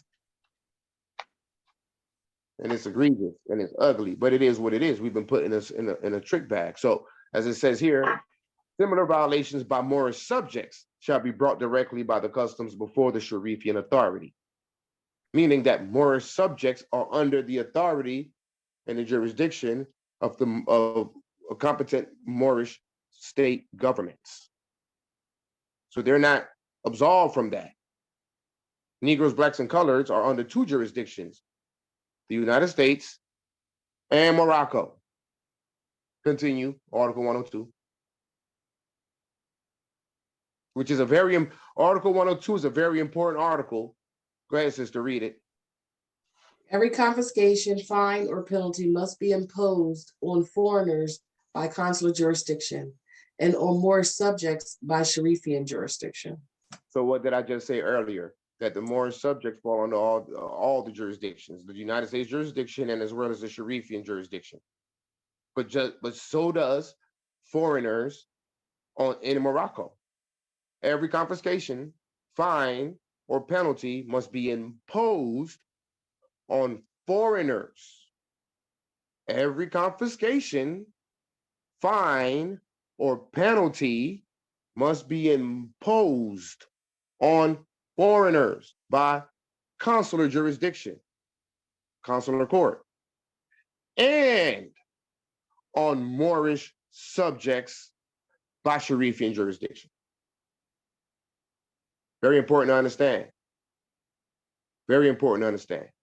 Because what it's really saying also, AMPAG, for example, all citizens of the state of Georgia are under our jurisdiction, which also include the Moorish subjects, i.e. Black people.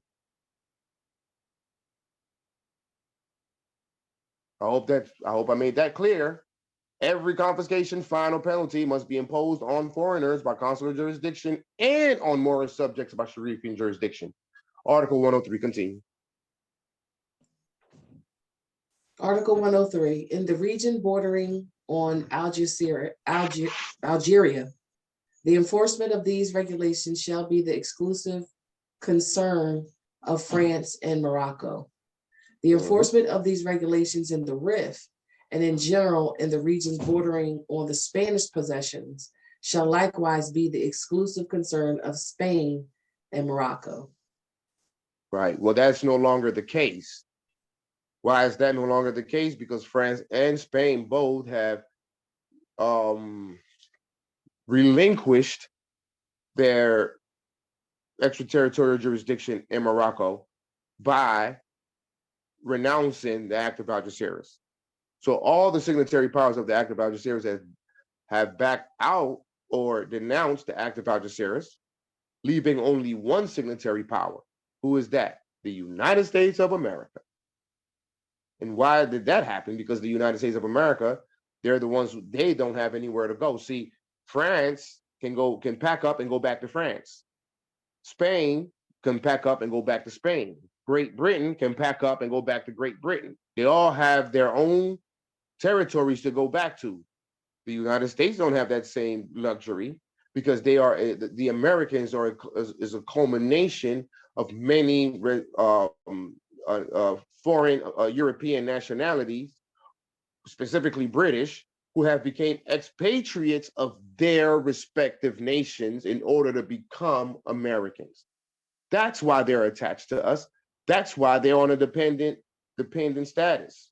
That's a dependent state status. Dependency state. That's the term. Dependency state. That's the reason why. And that's why they haven't relinquished their jurisdiction. Or should I say relinquished or backed out, I should say backed out of the Act of Algeciras. They remain as signatory powers of the act to the Act of Algeciras. But they also have created legislation, or not should I say a bill, that relinquishes extraterritorial jurisdiction in Morocco, but it's only when the president signs that law or that legislation to make it law, and he is to sign that document, that bill, only when he finds the time to be appropriate. When is the time appropriate? When the Moors come back and make a competent claim. So the legislation is already it's already in place since 1956. It's called Public Law 856.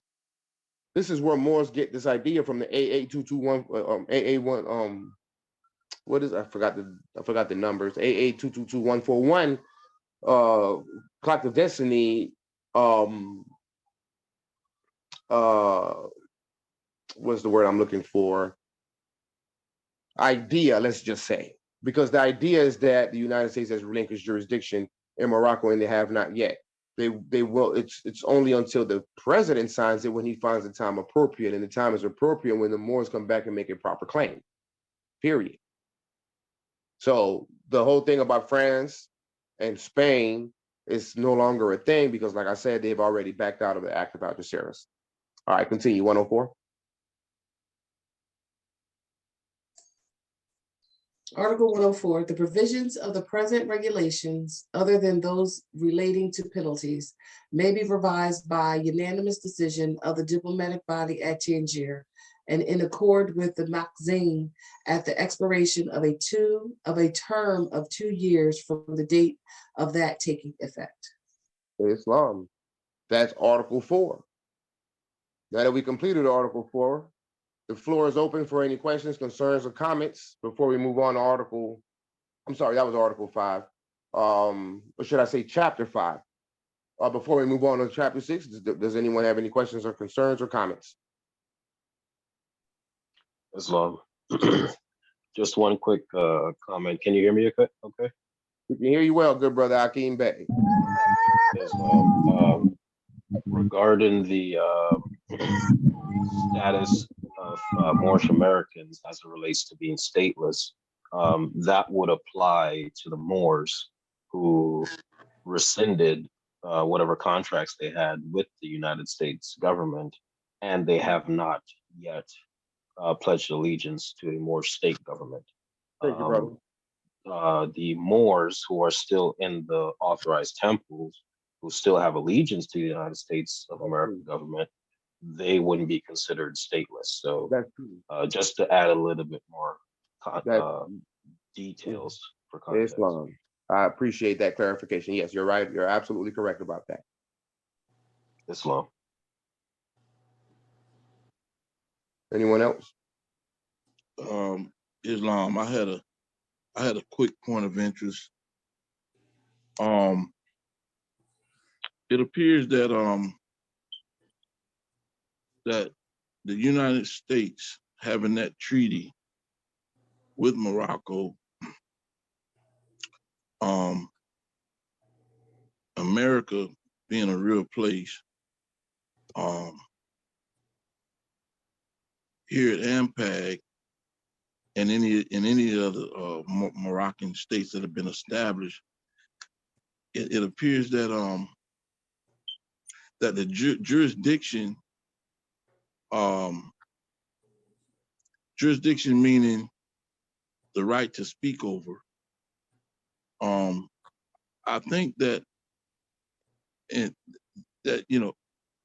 two jurisdictions can exist on one landmass.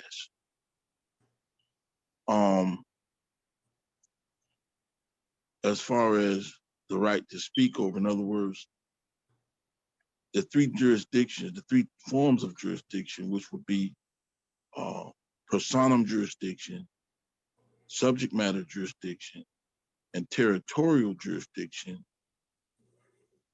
I think that the territorial jurisdiction of AMPAG took over when AMPAG came into existence. But the personam jurisdiction,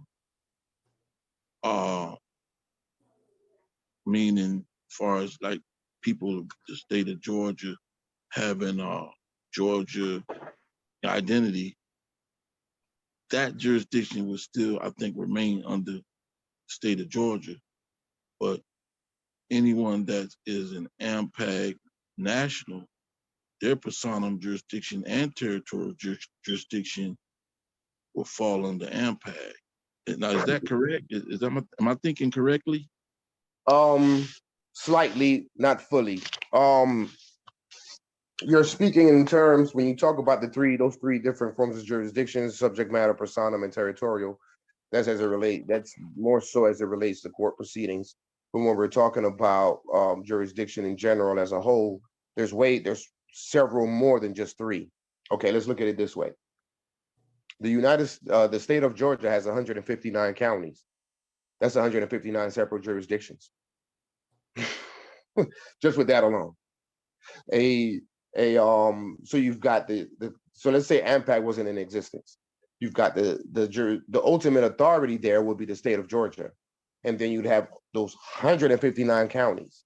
The state of Georgia is the ultimate jurisdiction, but each county has their own jurisdiction. That's why you see that the cops from Cobb County don't operate in the jurisdiction of Fulton County. Those are two separate jurisdictions, you see? And so you can even include an Indian reservation. An Indian reservation is another jurisdiction, because in the Indian reservations, the government of those tribes, they have the jurisdiction over their own tribal members. Yet the reservation itself falls under the jurisdiction of the state of Georgia. You see? And so in other words, it's layer upon layer upon layer upon layers of jurisdiction, all within one piece of land. A homeowner has jurisdiction over his 1 acre that his house sits on. But then the authority over him would be, for example, the district or the city. And then the authority over that will be the county. And then the authority over the county will be the governor or the state of Georgia. In our case, we would have the authority over all those jurisdictions, but they all still remain in existence. They all have their own laws, and they all control their own citizens accordingly, but they all report back to the Moroccan government, in this case, which is AMPAG. Does that answer your question? Yeah, Islam. Islam. Islam. I think the whole reason I was kind of stating that was because of the treaty that the United States had with Morocco, have with Morocco. I'm thinking that all of the laws that AMPAG that we would put on our books would have to be viewed as treaty law to because it appears that like AMPAG is sort of like in other words like Algeciras, Tunis, Madrid, Tripoli, Fez, all of these were different states that had, I believe, treaties with the Sultan of Morocco, correct? So I'm thinking that No, AMPAG being a new government is actually acceding to those treaties, meaning that we have basically agreed to those treaties and are forming our government with those treaties as part of our constitution, so to speak. And so I'm thinking that every law we have on the books would have to be viewed by the United States, and because states don't have treaties, but the United States federal government would have to view those as treaty law per yeah, the sixth article of the Constitution. they wouldn't view our legislation as treaty law. They would view our legislation as Moroccan law. Now, Morocco treaty are Moroccan law. However, treaty is one thing, legislation is another. So, for example, once you accede to a treaty, you must bring it back to your government based on the constitutional processes of your government and enact legislation to support the treaties. That separates it. It's treaty law is not the same as your internal legislation, but we operate based on the authority that the treaty gives us. But the United States also operate based on the limited jurisdiction that the treaty affords them, which is called treaty rights in international law. However, with that said, either way, Moroccan law is the supreme law of the land. Treaties is the supreme law of the land, right? So after the treaty comes our Moroccan laws within our jurisdiction, which means then our Moroccan laws supersedes United States laws, which is why the state of Georgia falls under, in all their counties and everything else, all their cities, whatever towns, commonwealths, they all fall under the Moroccan government of that territory. So our Moroccan government, in other words, what I'm saying to you is that our Moroccan government has the authority of jurisdiction in any territory that we establish our governments in.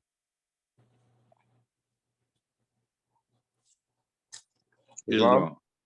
Islam. Yes, Islam. Thank All right, we'll move on to chapter 6, a declaration relative to public services and public works. But what is public services or public works?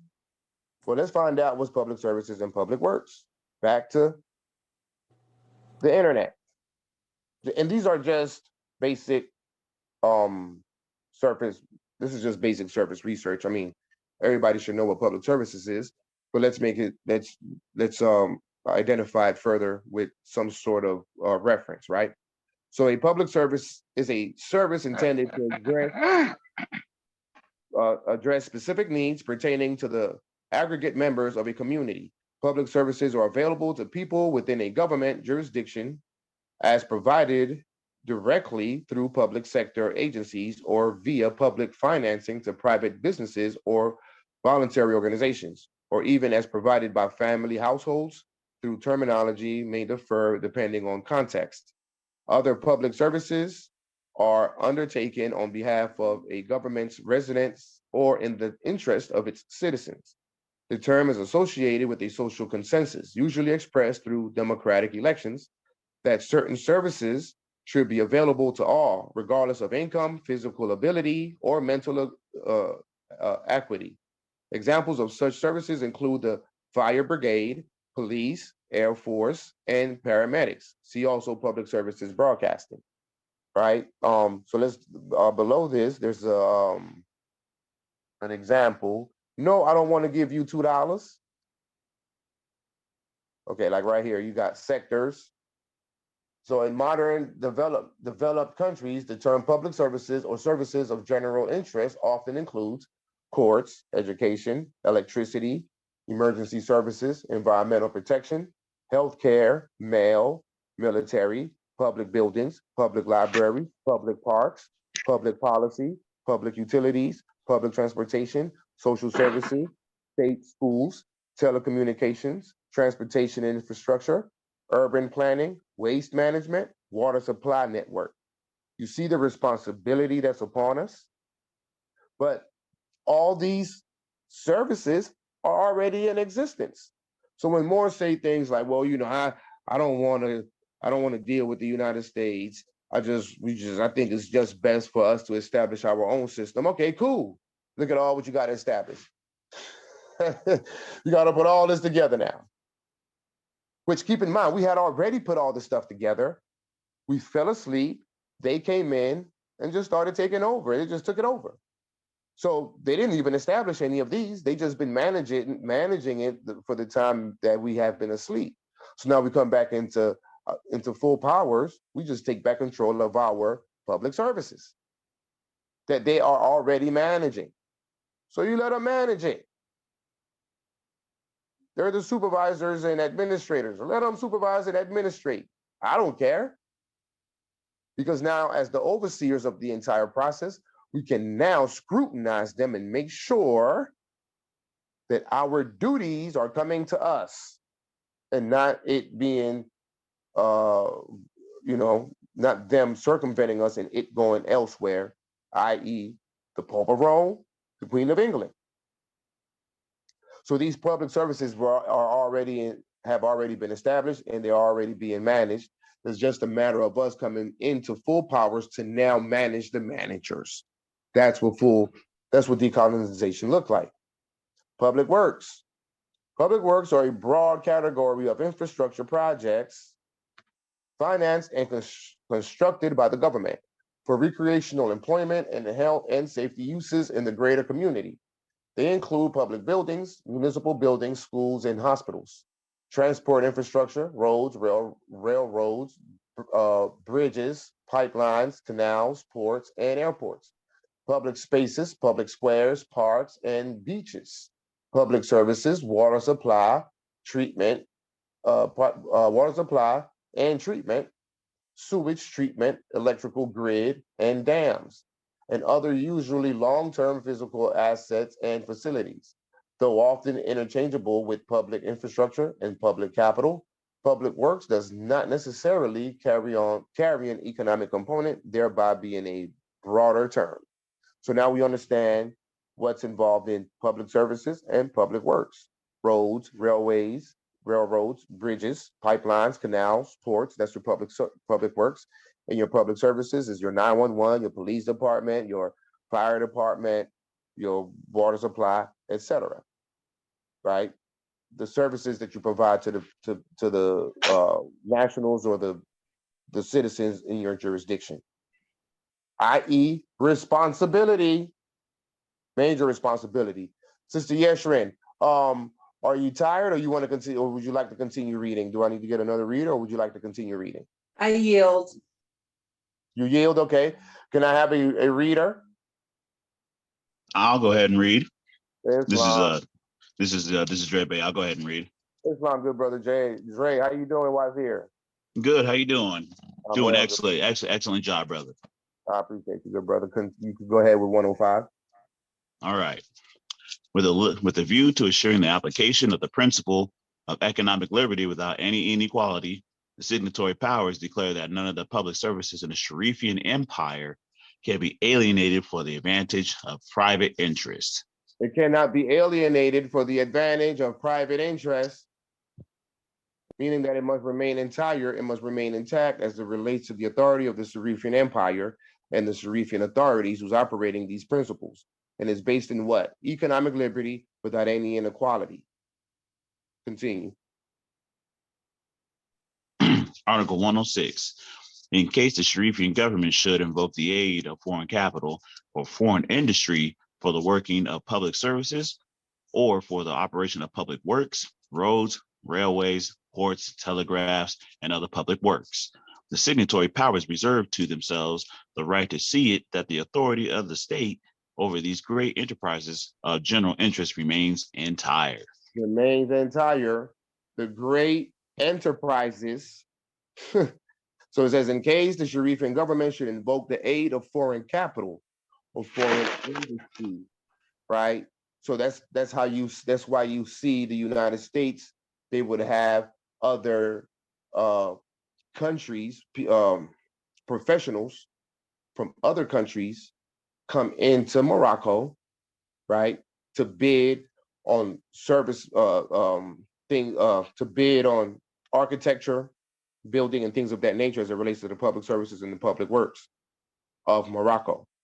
So that's the same principle. If the Sharifian government were to do so, then by doing so, the interest of our great enterprise must remain entire, solid, solidified. Islam, continue, brother. 107.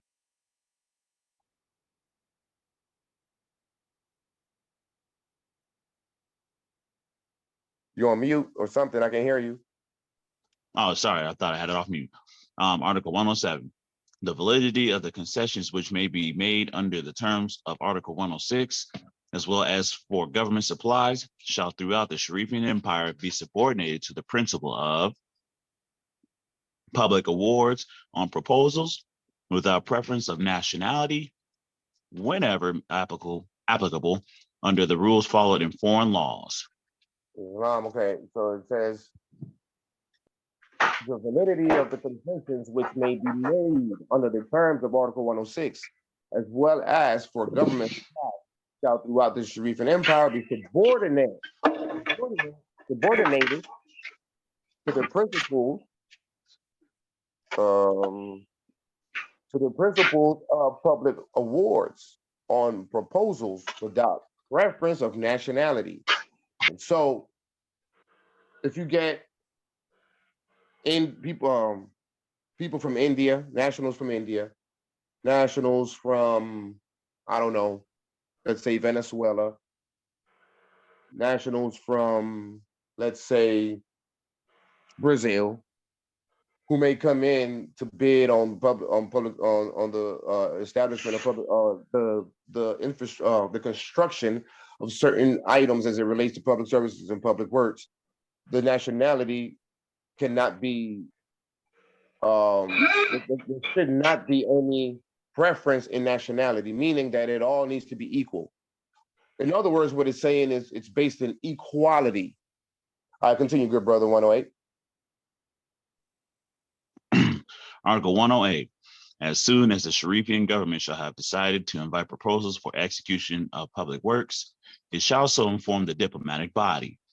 It shall later communicate to it the plans, specifications, and all documents annexed to the call for proposals in order to enable the nationals of all the signatory powers to form a clear idea of the contemplated works and compete for the same. A sufficient term for this shall be specified in the call for proposals.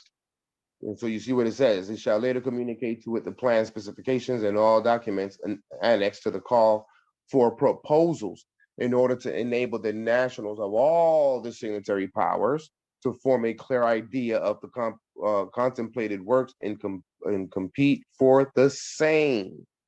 It's all about equality, economic liberty without any inequality. Everything must be equal across the board on Morocco when dealing with other nationals and other peoples of the planet. Continue. Article 109. The specifications shall not contain, either directly or indirectly, any condition or provision which may be prejudicial to free competition and which may give advantage to competitors of one nationality over those of another nationality. Same principles, same point. Continue. Article 110, the contract shall be awarded in the form and according to the general conditions prescribed by the regulations which the Sharifian government shall draw up with the assistance of the diplomatic body. The contract shall be awarded by the Sharifian government to the bidder who, while conforming himself to the specifications, shall have submitted the bid fulfilling the most advantageous general conditions. So what you're seeing here is we're giving other nationals the opportunity to come into Morocco to operate in commerce. But that has to be based in equality, not any form of inequality, i.e. prejudice. Continue, brother. Article 111. The rules of Articles 106 to 110 shall be applied to concessions for working cork forest in accordance with the customary provisions in foreign laws. Continue. Article 112, the Sharifian firman shall determine the conditions of the concessions and the working of mines and quarries. In the composition of this firman, the Sharifian government shall be guided by foreign laws related to such matters. So what is a firman? Let's find that out. This is a fascinating situation or fascinating understanding. Firman. A firman at the constitutional level was a royal mandate or decree issued by a sovereign in an Islamic state. During various periods, they were collected and applied as traditional bodies of law. The word firman comes from Persian, which means decree or order. On a more practical level, a firman was and may still be any written permission granted by the appropriate Islamic official at any level of government.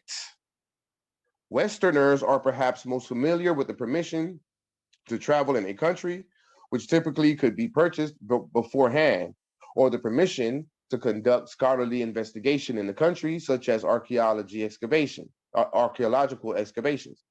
Firmans may or may not be combined with various sorts of passports. So a firman is a permission, is a license that's being given to someone else by a sovereign authority, specifically those of an Islamic state, i.e. AMPAG, New Mecca, Maru, Dimti, Unami, and now AMPAM, which is Alodia Moroccan Parade Monte, Michigan, which, by the way, what time is it? It's 10:30. Their inauguration should be over at this point. It started at 7 today. Interestingly enough, they would be the 7th state who's having their inauguration on the 25th, which is 7 in numerology. And they're having it at 7 o'clock, 777. Imagine that. Divine order. All right. Islam, can I interject for a second? This is Yeshua. Yes, ma'am. I got kicked out for a second. All right, continue. What were you saying? Here's the question. Yes, ma'am. If signatory powers can bid on these works, only those 7 signatory powers can bid on them? Or can No. we open those bids to other nations? That's correct. It's not limited Because we to don't have to necessarily go through the United States of America to bid on certain projects. No, we don't have to. We can allow any national across planet Earth to do so. It's not limited to these signatory powers, and it's not 7, it's 12 of them. But those 12 signatory powers, like I said earlier, they backed out of the treaty, and now it's just really the United States of America who's left as signatory powers to the treaty. But to answer your question more directly, yes, anyone from any country can apply. This is why it keeps talking about the equality in it without any prejudice.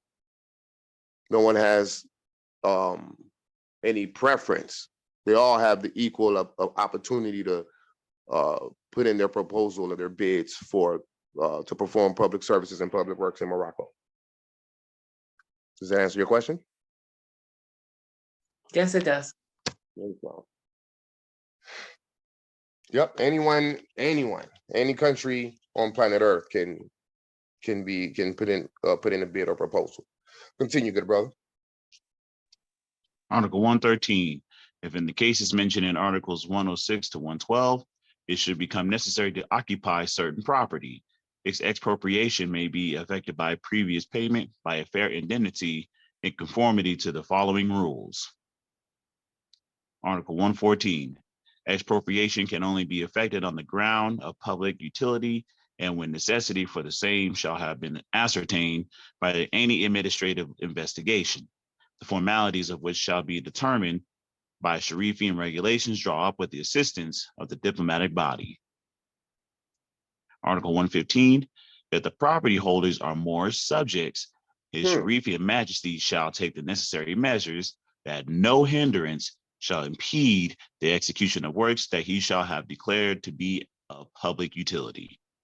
The term right there again, public Moorish subject. If the property holders are Moorish subjects, so that's saying that it's an understanding that some Moors were going to remain as subjects and others were going to pledge their allegiance to a Moroccan state. In this case, all of us on the line are looking to plead or make a pledge to our Moroccan state if we haven't already done so. Continue, brother. Article 116, if the owners are foreigners, the method of expropriation shall be as follows. In case of disagreement between the competent administration and the owner of the property to be expropriated, the indemnity shall be fixed by a special jury, or if the occasion arises, by arbitration. Article 117, this jury shall be composed of 6 expert appraisers, 3 to be selected by the owner, 3 by the administration desiring to expropriate. A majority vote shall rule. If there be no majority, the owner and the administration shall each appoint an arbitrator, and the 2 arbitrators shall name an umpire.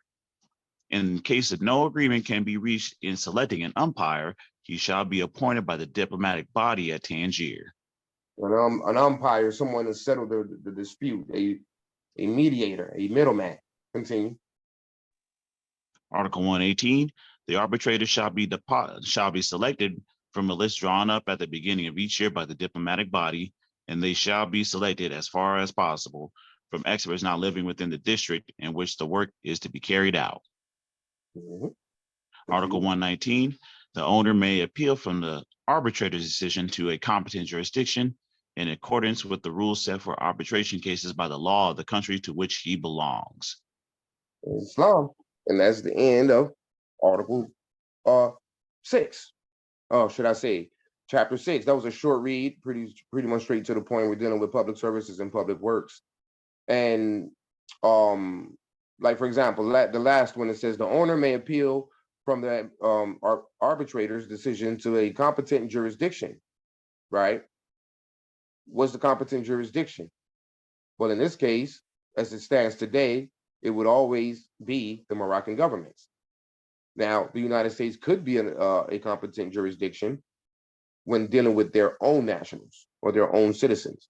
And then it goes on to say, in accordance with the rules set forth arbitration cases by the law of the country to which he belongs. Because again, at the time of the enactment of this document, there was 12 signatory powers, which means there's 12 separate countries. So each one of these individuals can belong to either one of those countries. So the laws to that country so what it's saying is that the arbitration cases by the law of the country to which he belongs. So he could be from Spain, he could have been from France, he could have been from the United States, right? But that's no longer a thing because, like I've stated before, based on the case between France and the United States, the ICJ judges had already pointed out that all the signatory powers had already abandoned the treaty, leaving the United States of America the only signatory power that's part of the treaty, being the Act of Algeciras. So with that said, that ends this particular read for the Act of Algeciras chapters 5 and 6. We've already went through 1 and 2, then we went to 3 and 4, then we did 5 and 6 today. And I yield the floor for any questions, comments, concerns, discussions. What time is it? It's 10:30. We'll leave the floor open for maybe another 20 minutes, keeping in mind that we want to be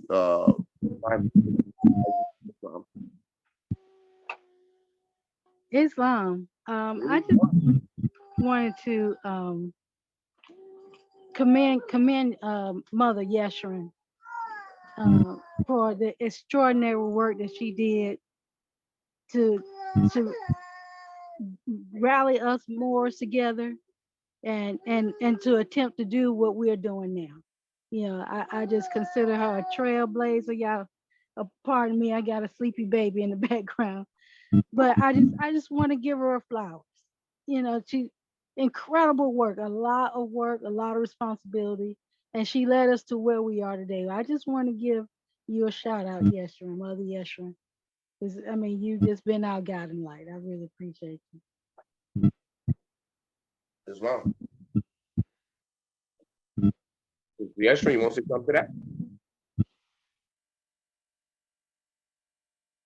I yield for any other questions, concerns, or comments. Okay, good. So if there's no concerns or comments, next week, next Sunday, we'll finish up with chapter 7, which is the general provisions. That's a very important part of the treaty because it deals with the instructions and what needs to be done in order to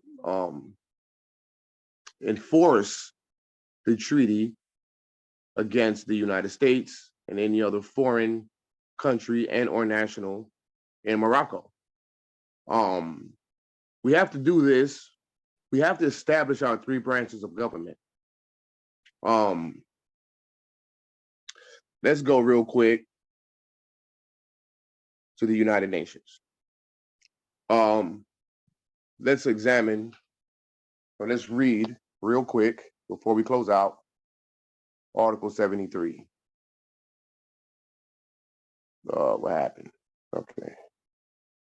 There it is. Let's read Article 73 real quick. Members of the United Nations which have or assume responsibilities for the administration of territories. Okay, keep in mind that this is chapter 11, Declaration regarding non-self-governing territories.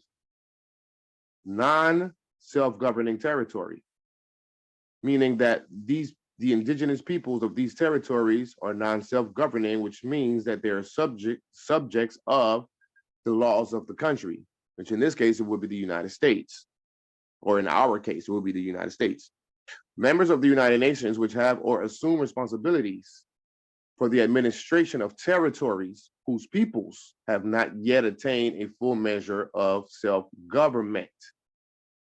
In this case, who is a member of the United Nations which have assumed responsibility for the administration of our territories? The United States. Recognize the principle that the interests of the inhabitants of these territories are paramount. So the interest of the Moors of each of these territories is paramount, highly important, of the highest degree of importance, and accept as a sacred trust the obligation to promote to the utmost within the system of international peace and security established by the present charter, the well-being of the inhabitants of these territories, and to this end, to ensure with due respect for the culture of the peoples concerned, their political, economic, social, and educational advancement, their just treatment, and their protections against abuses. This is what they are obligated to.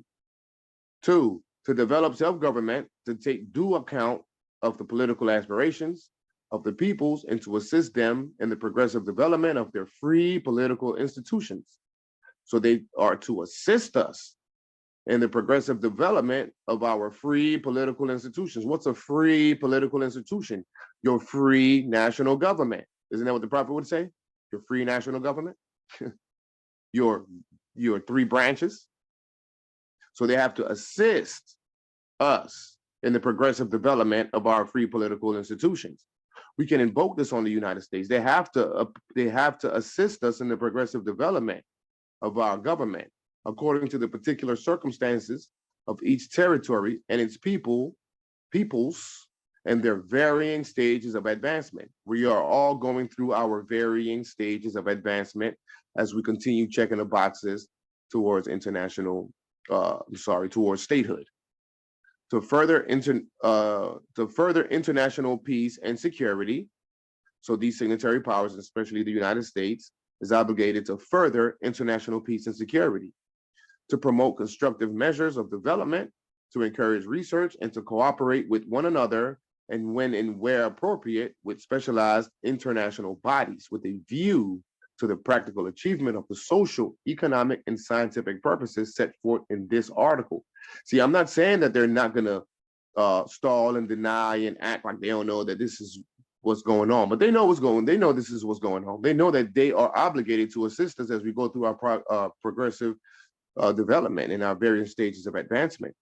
But first, before they could even assist us, we have to first make a proper competent claim, even if it means taking it to the ICJ. That entire process is a competent claim, taking them to the ICJ if we have to. But what's not going to happen is expecting for them to uphold these principles on our behalf as we continue to sleep. That's not happening. They're going to keep being belligerent.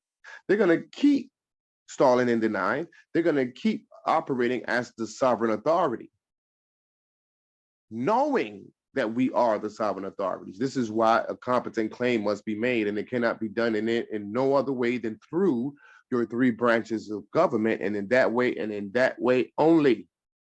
5, to transmit regularly to the Secretary General for information purposes, subject to such limitations as security and constitutional considerations may require. Statistical and other information of a technical nature relating to economic, social, and educational, conditions in the territories for which they are respectively responsible, other than those territories to which Chapter 12 and 13 apply. So when it says to transmit regularly to the Secretary General for information purposes, what this means is every time we make correspondence with the United States, and especially judicial orders coming from consular court, we have to deposit that correspondence with the United Nations, the Secretary General of the United Nations. Why? Because it builds a case against them.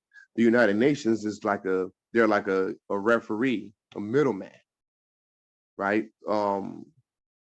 Who, how can I put it? Who are there to settle disputes amongst states by invoking or bringing in the other organ of the United Nations, which would be the International Court of Justice. So if you petition the International Court of Justice to deal with a contentious dispute between your state and the United States, it's important to have all your previous correspondences on the record with the United Nations to serve as evidence of their continual or continuous practice of extraterritorial jurisdiction, which they're not supposed to be doing. This is how you beat them in the ICJ, because the middleman, which is the United Nations or the Secretary General, will have available the evidence based on your correspondence from consular court of the orders that was placed upon the United States that they violated or they ignored ignored. Which, by the way, if they ignore it, it becomes what? Tacit acquiescence anyway. But we're still going to need a higher power, such as the ICJ, to adjudicate the case and make that contentious matter, judge that contentious matter in such a way that it becomes now res judicata, well-settled principles. It is what it is, United States. You must do as the Moroccan governments have told you to do, and they will do so. How do I prove? How can I what's my reference point on saying that they will do so? Well, they didn't pitch a fit when they had to pay the Vietnamese for reparations for bombing Vietnam, did they? They didn't pitch a fit when they had to pay Korea. All these people received reparations. All these countries received reparations. Black people know that because that's the biggest complaint. Oh, you know, the Vietnamese, they got reparations. Well, we ain't got no reparations. Well, because the Vietnamese had a government. You don't. The latest case was Iran versus the United States back in 2016, 2017. Iran took them to court for violating a treaty, for trying to back out of a treaty that they had between the United States and Iran. United Nations, the International Court of Justice found the United States guilty, and the United States had to pay out $150 billion to Iran. They didn't use of force. They didn't go to war with them. They just wrote a check. So what make you think that's not going to be the same for us? It's going to be even worse for us, or should I say even better for us? Because now what they would have to do is relinquish extraterritorial jurisdiction in Morocco. And by doing so, they fall under our authority and our jurisdiction. What's another reference point? Okay, let's go to Article 102, the miscellaneous provisions. Okay, Article 102. Every treaty and every international agreement entered into by any member of the United Nations after the present charter comes into force shall as soon as possible be registered with the Secretariat and published by it. What does that mean? Okay, your Constitution is an international agreement. That agreement is between your Moroccan your Moroccan nationals, right? So the people came together and established the Constitution. That Constitution becomes an international agreement amongst us as a people.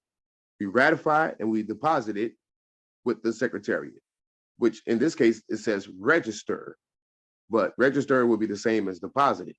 And then the Secretariat then goes on to publish it, meaning promulgate it. So there's 193 member states.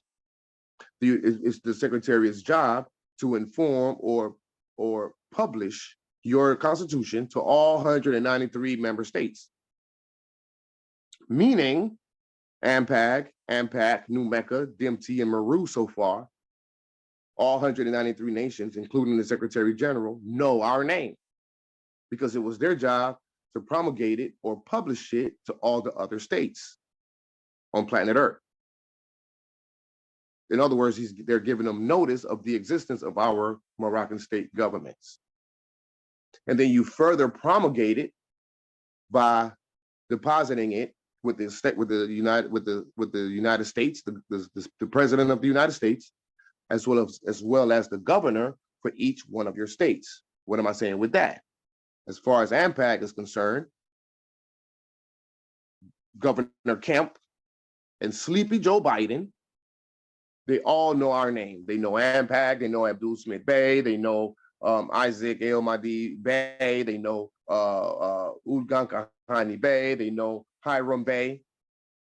These are the three branches plus the Minister of Foreign Affairs of our state.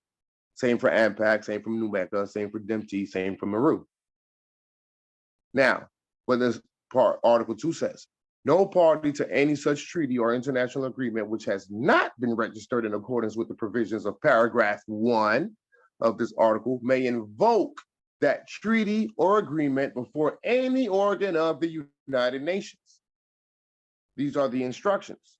So we have Article 1 says that, paragraph 1, I should say, says that we have to deposit our Constitution with the Secretary General. And if we do so, then we can invoke treaties and agreements against other states by petitioning the United Nations. Now we have the ability to do so. So it's important for us to understand these principles, and it's equally important for us to exercise these principles. Because when we exercise these principles, we're now in the spirit of being active and not passive. I yield with that. I'll close out. May you all have a wonderful night, and may the blessings of Allah be upon you all. Peace and love, everybody. Islam, peace and love. Wazir. Islam, peace, everyone. Peace and love to the Moors here. Peace, Morris, Islam. Peace, peace.